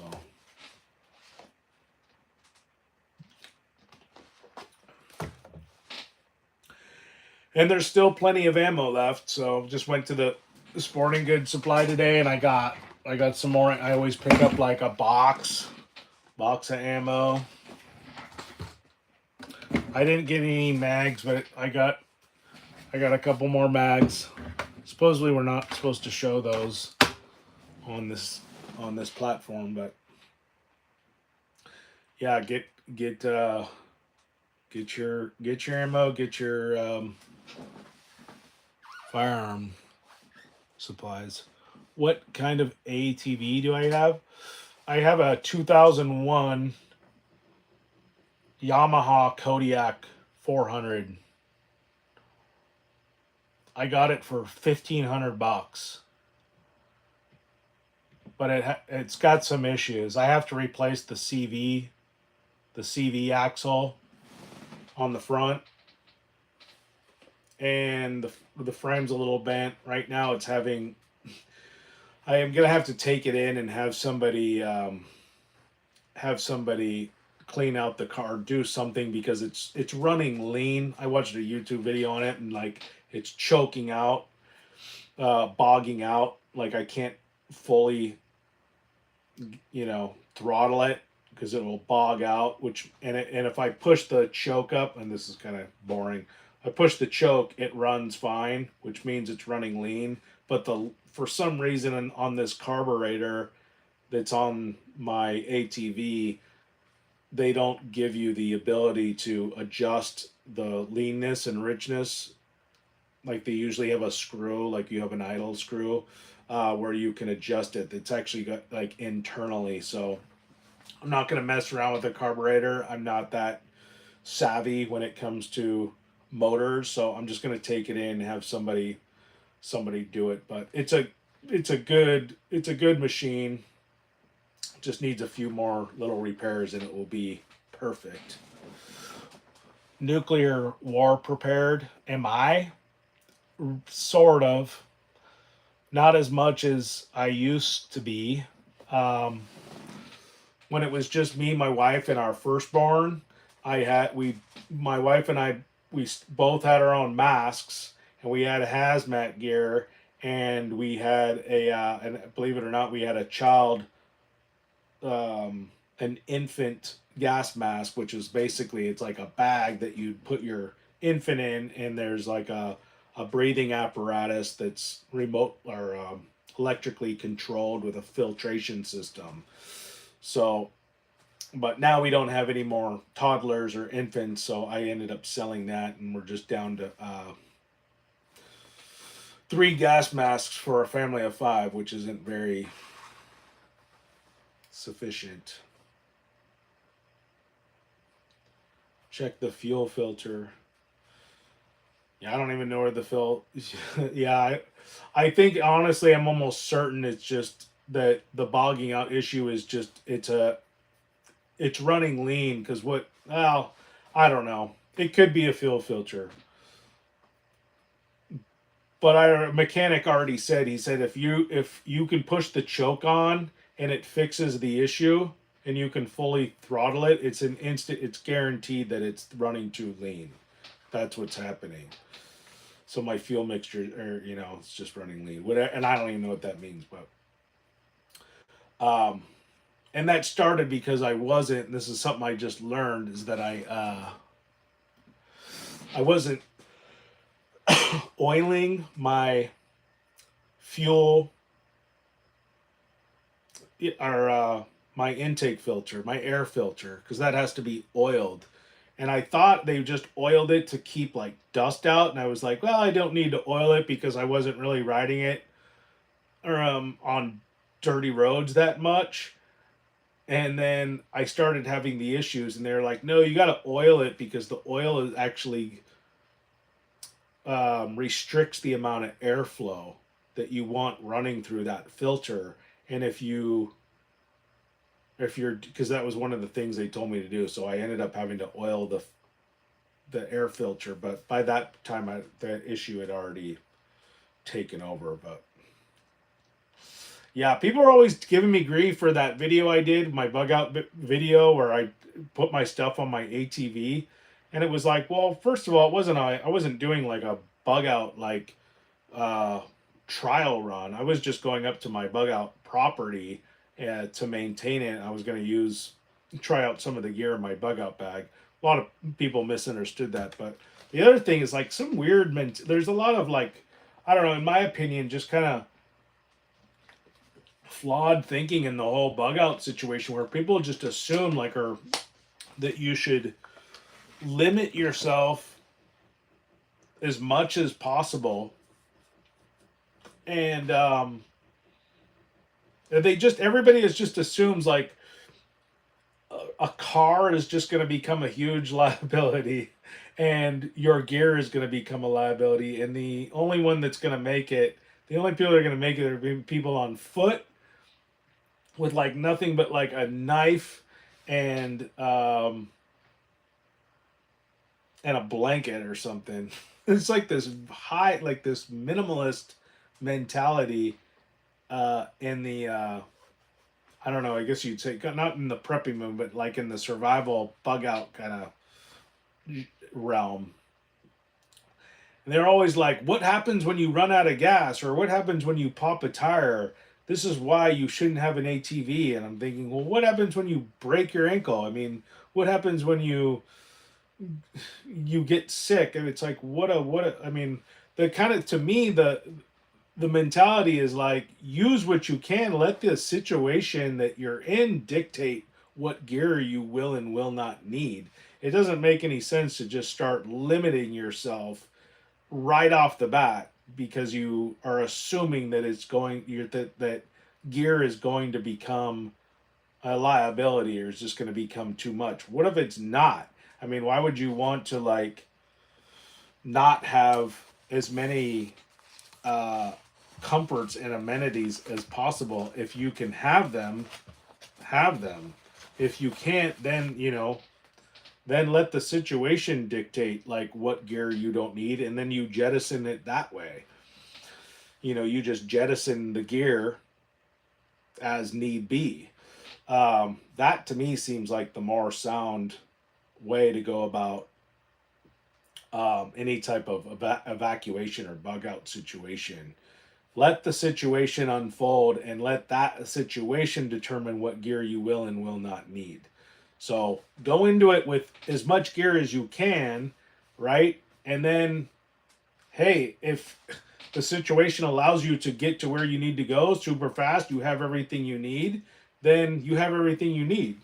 That's the ideal situation. The ideal situation is you want to be where you are intending to go with all the stuff that you could possibly need with you for anything. So that's why we prepare for everything. We don't just prepare for one specific thing. We prepare for a whole different series of things because at the end of the day, we don't know what's going to happen. So you get as much as you can, and hope that it's enough. So that's my thinking. And as far as the ATV goes, my thinking there was that, well, if you're fleeing an area, don't you want to flee the area? I mean, any type of bug out situation, I'm assuming any type of bug out situation, there's going to be a certain level of like immediacy that's going to be required, right? Meaning like I need to get out and I need to get out fast. And so I know being on an ATV or being in a vehicle is going to be a lot faster than being on foot. And if I can get to my safe location, the faster I get there, the better. So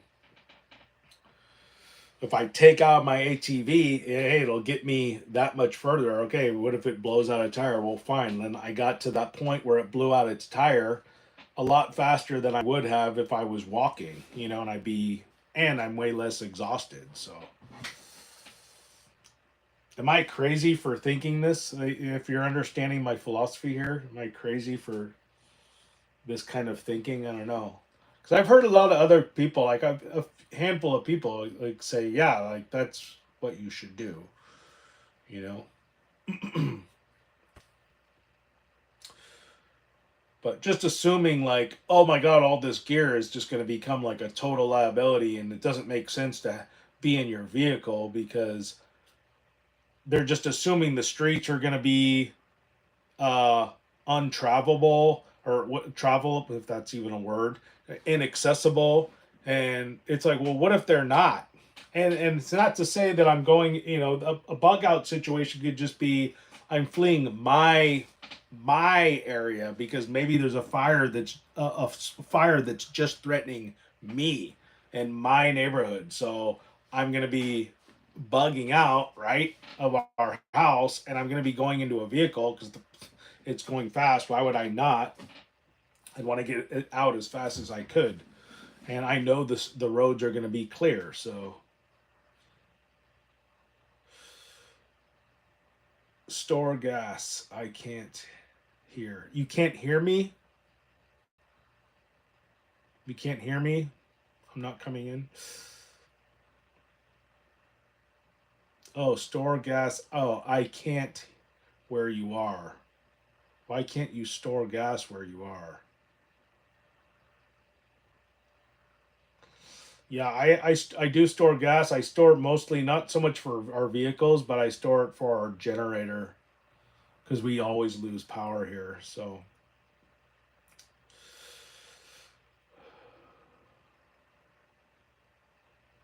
um, yeah, I store propane too. Propane and gasoline.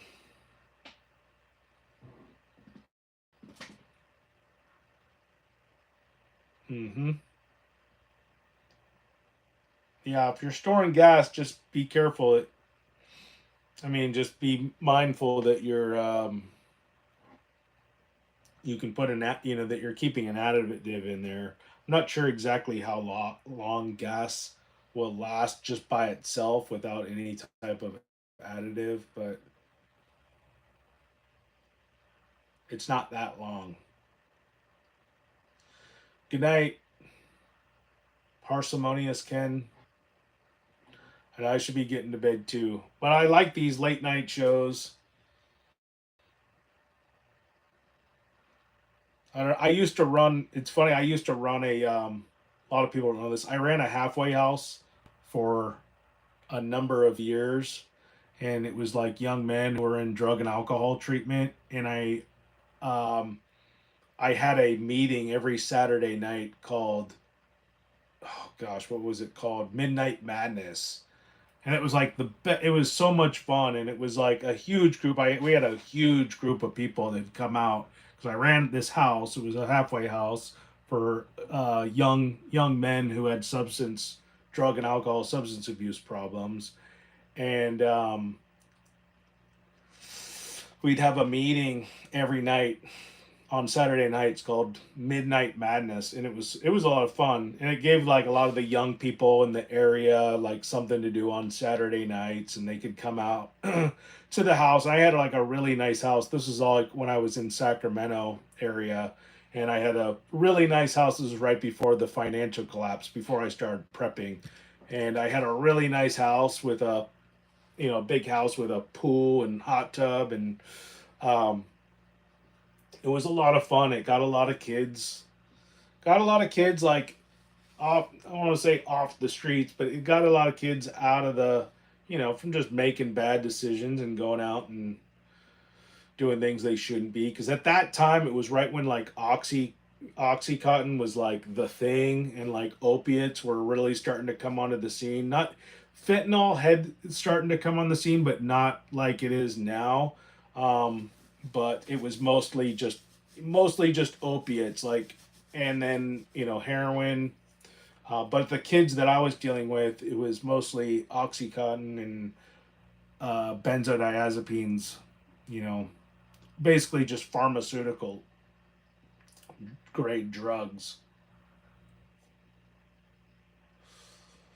But anyways, I'm kind of going off on a going out in the left field here. But I ran that meeting. It was a great meeting. A lot of people, a lot of kids got a lot out of that. Helped a lot of kids. But then I lost that house, 2009, and then the economy collapsed from the housing market. Lost the house, lost everything, and then I swore, I was like, and at that point, that's when the Idaho Prepper became that's when I became a prepper.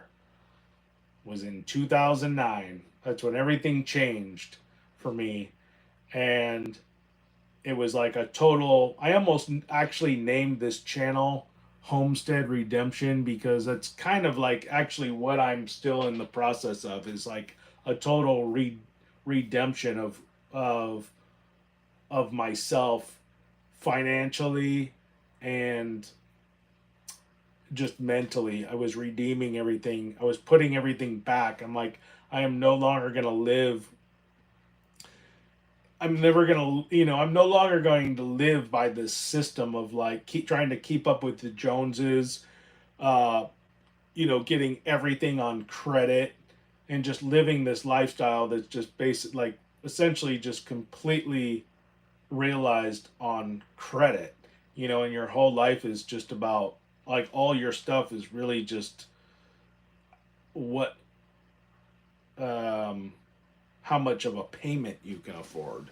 So everything's just comprised of payments. And so you're just really living a fake life. It's like, oh, this isn't really the life that you can afford. It's the living the life of the payment you can afford. So it's all borrowed. And we live this way as Americans, and we all affirm to one another that, like, yes, this is what you're supposed to do. You're supposed to just borrow money for, until you reach 70 years old, and hopefully you will have paid everything off and you can retire once you've paid off all your bills, and then you start putting money away right around 60 years old. It's just insane. I'm like, does not seem like a sound way to go through life. So that's when I started prepping, and just I'm like, nobody is looking out for me, because as soon as I couldn't come up with a payment, the bank was like, it's like that scene in Goodfellas. Remember when he was telling that restaurant owner that was getting screwed over, and he couldn't afford his restaurant, so he went to the mob and was like, I need you to help me. And the mob was like, yeah, like, I can help you, like, I'll pay for everything. And the one character was like, yeah, the thing is, it's like, yeah, the mob's gonna protect you, but eventually it's like they're gonna want their cut. And if you can't make that cut, I can't say the word, but they're like, screw you, pay me. Like, oh, you didn't get to work this week? I don't care. Screw you, pay me. Oh yeah, you broke both your legs and you're in the hospital last week? I don't care. Screw you, pay me. I mean, that's what the banks were. I mean, they can care less, like, what happened to you or why you couldn't pay them. It was like, oh yeah, you spent your whole life saving up all this money, and you have all this time and energy put into the house. Screw you, pay me, or get out. And that's what happened. I'm like, okay, I can't live. I can't have my shelter, especially my shelter, um, in the hands of anybody else, let alone a banker of all people. It's like the last person you want in control of your shelter situation.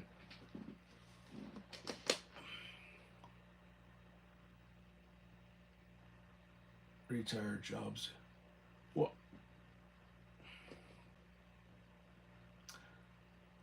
I'm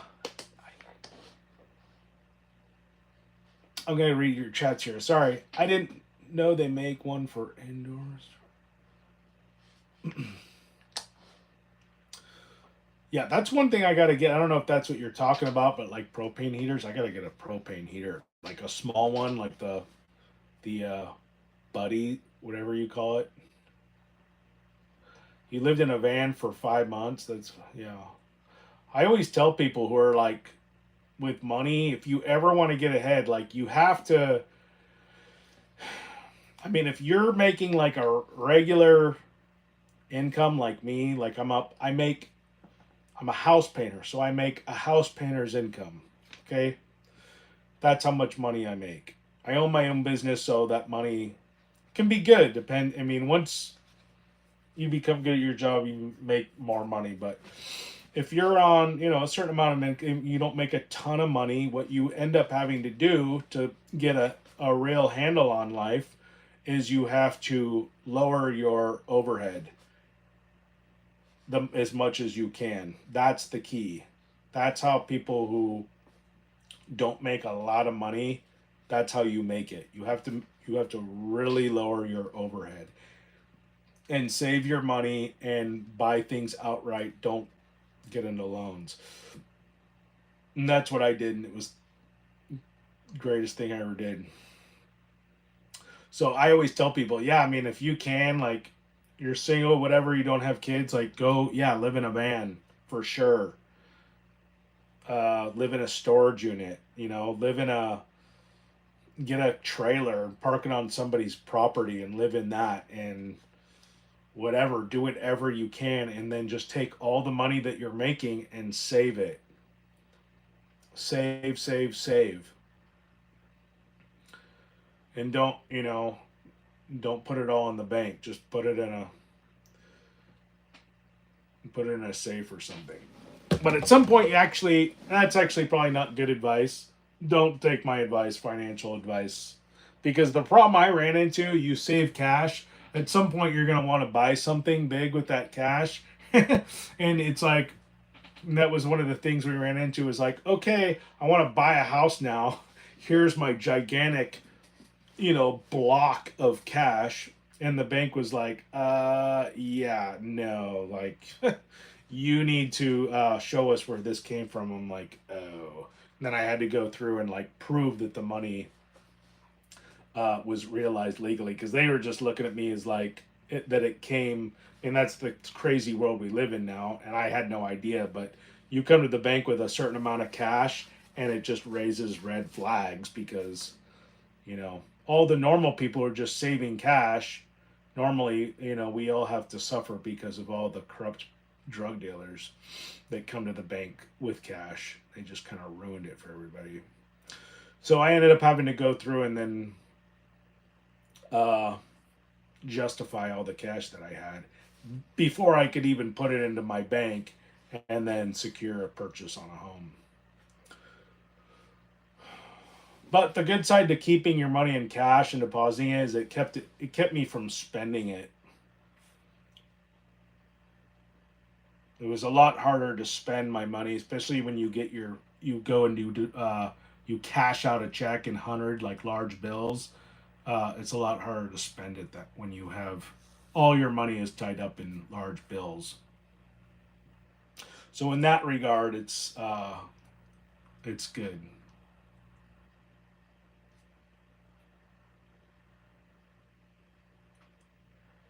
Jobs are that's cool. You are helping me stay awake for the. Where are you driving?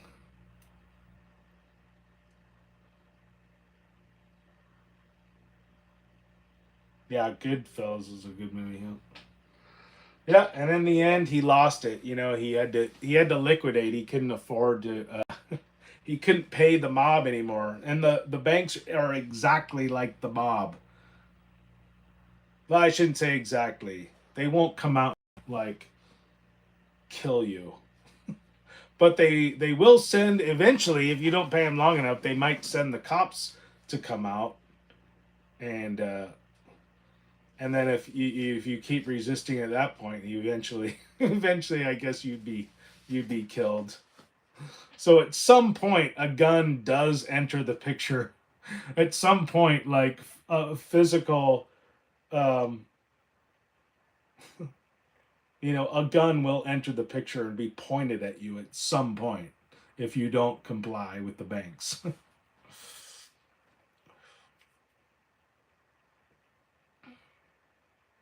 It's like the basis for the whole libertarian movement.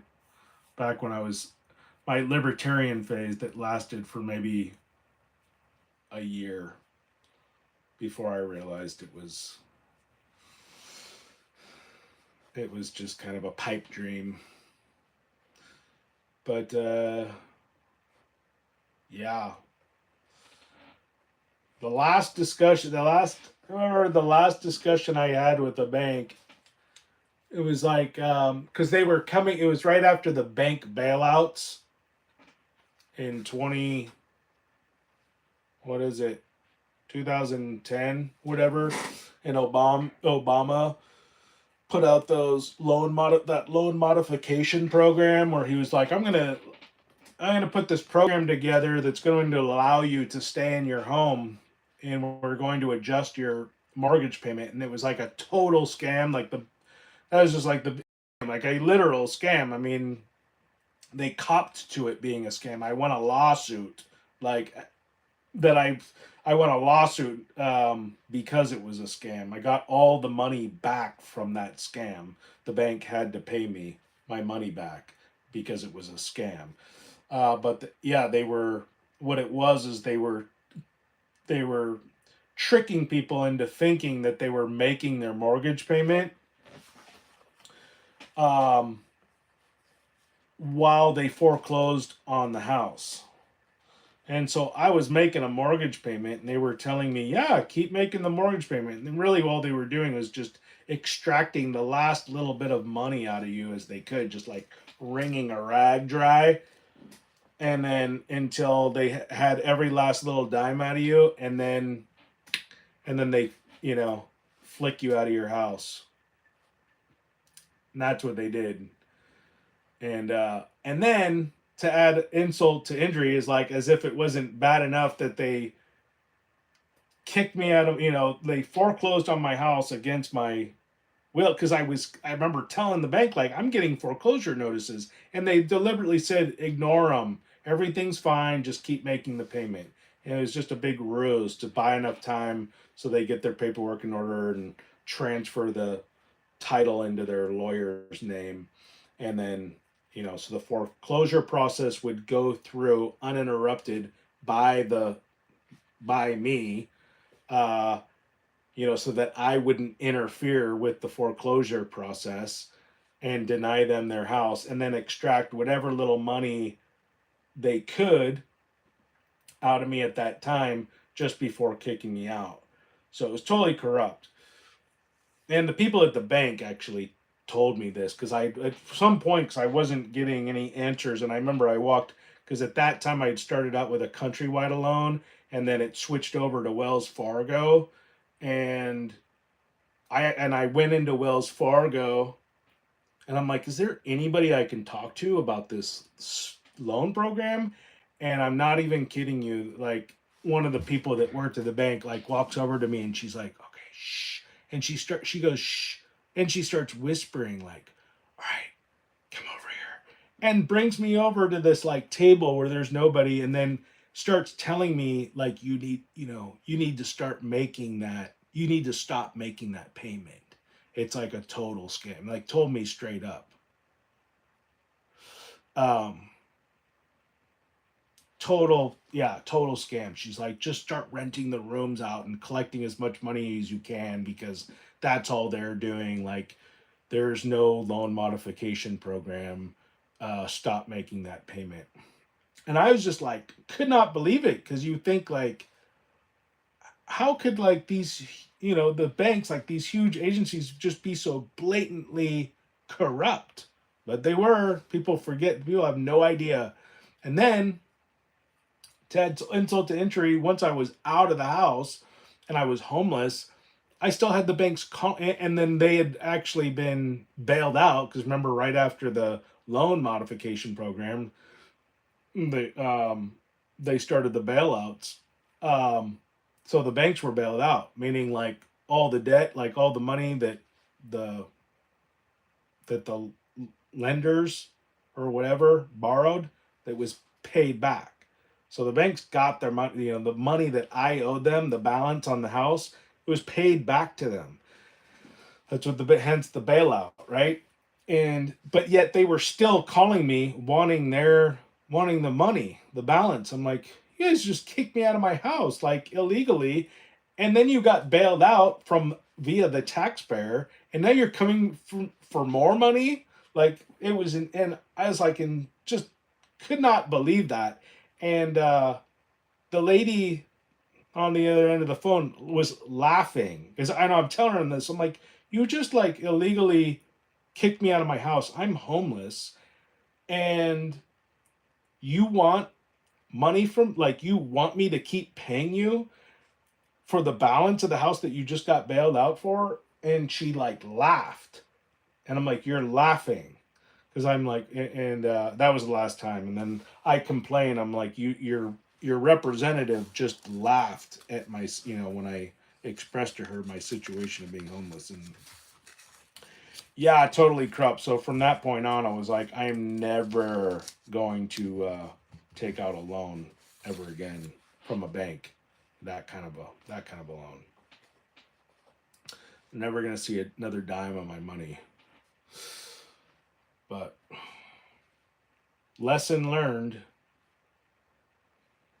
That's the thing people don't realize. Like you can go buy a home, like because when I started looking for homes, I'm like, I'm gonna go buy a home cash. People were like, how are you gonna buy a home cash? I'm like, I'm gonna save up the money. Like you can buy homes for cheap. Because at that time, um, like you can buy fixer uppers, like junk houses in okay areas. If you do your research, you do it well, you can buy like homes for, I mean, I was running into homes for 30 grand, 30,000, 50,000. I think when my wife and I were looking for a house and we were looking at like $50,000 homes, that was kind of our price range. And um, yeah, they're out there, definitely out there. And the house we ended up getting was um, because while we were working, we kept saving money. And then keep in mind, like we didn't have any expenses. Like, I mean, my rent or whatever where I was living, my storage unit was $500 a month, and that included everything, and that split that. So we're paying $250 a month, which is like nothing, and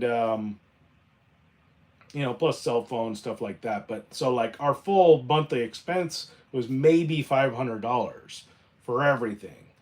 And so yeah, when that's all you're paying, it's all your overhead is, you can save money. No, regardless of what you're doing. I was probably making $25 an hour at that time, and I was still able to save a lot of money fast. And so within a short period of time, within a few years, the both of us had enough money to buy, a $60,000 house. So that's what we did. That's how it's done. And then you fix that house up, the economy changes, it goes up, you sell it, you make a profit, you buy something bigger. So 5 YouTube preppers to watch.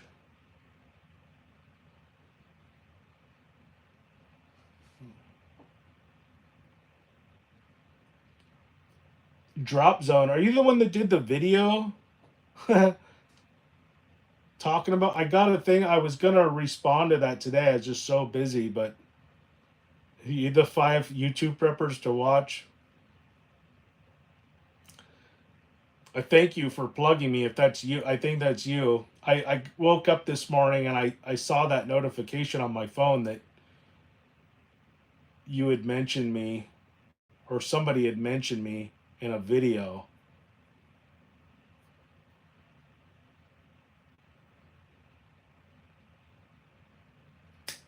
Right on. Yeah, thank you, buddy.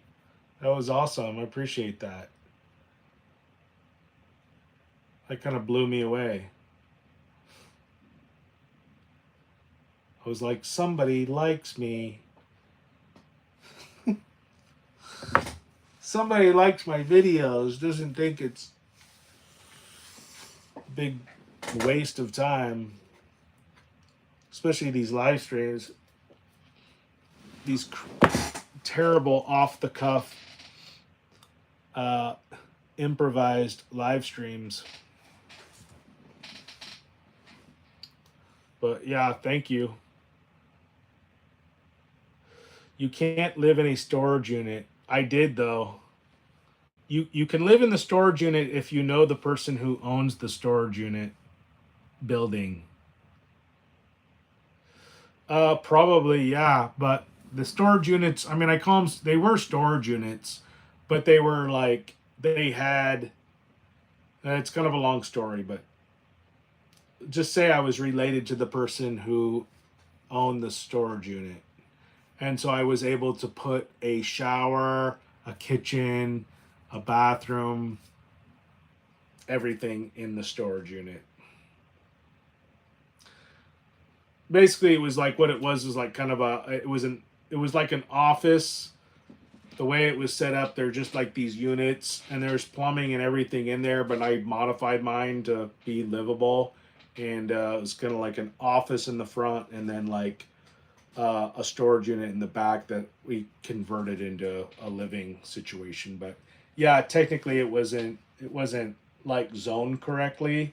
Weren't supposed to be in there. It would have been like totally like not approved of by OSHA standards. But I liked your get home bag and the box that slides underneath the toolbox. Yeah, I have the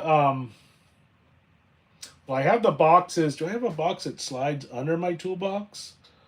I'm not sure. I have boxes that that go inside of my toolbox. The little crates that look like this one over here.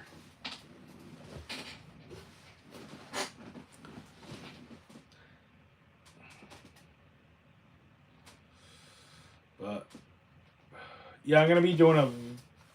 I can't wait. Right now I'm still super busy with my painting season right now, so all my time gets gobbled up. But I'm looking forward mostly just my painting season being over, and so I can take a little bit of a break. But I'm looking forward to doing definitely some cool like winter camping videos. Yeah. So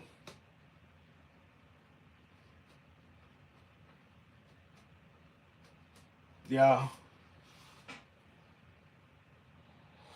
Well, I don't know. I think I'm gonna call it for the night. I'm pretty tired.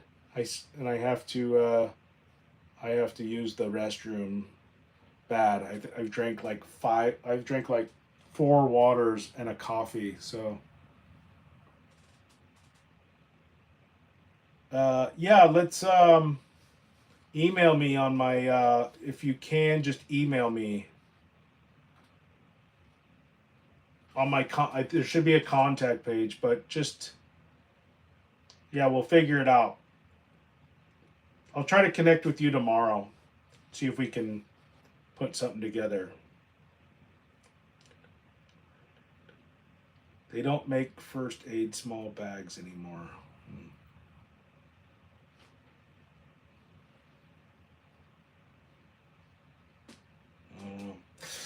All right, guys. Well, I think that'll do it for me. If you haven't done so, I'm sure everybody who's watching right now has done so, but if you haven't done so, please like, subscribe, share, and if you like these live feeds or want to know, be prompted as to when I put out more videos, hit the notification bell at the top of your screen there. And I'm just gonna commit to doing one of these shows. See, tonight I was like totally unprepared. I had so much going on. I'm like, I gotta go live. My wife tried to talk me out of it. She's like, just do it tomorrow. I'm like, nope.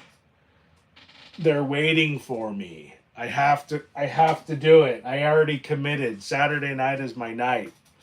So, topic or no topic, I'm going to be doing these live streams. And I'm still getting better. I am not that comfortable in front of a camera. I mean, I'm an okay talker, but it gets better. I guess I'm getting a little better at it and more comfortable with it as I go, but I don't know. All right, well, like I said, I'm out of here. So until the next one, stay prepared.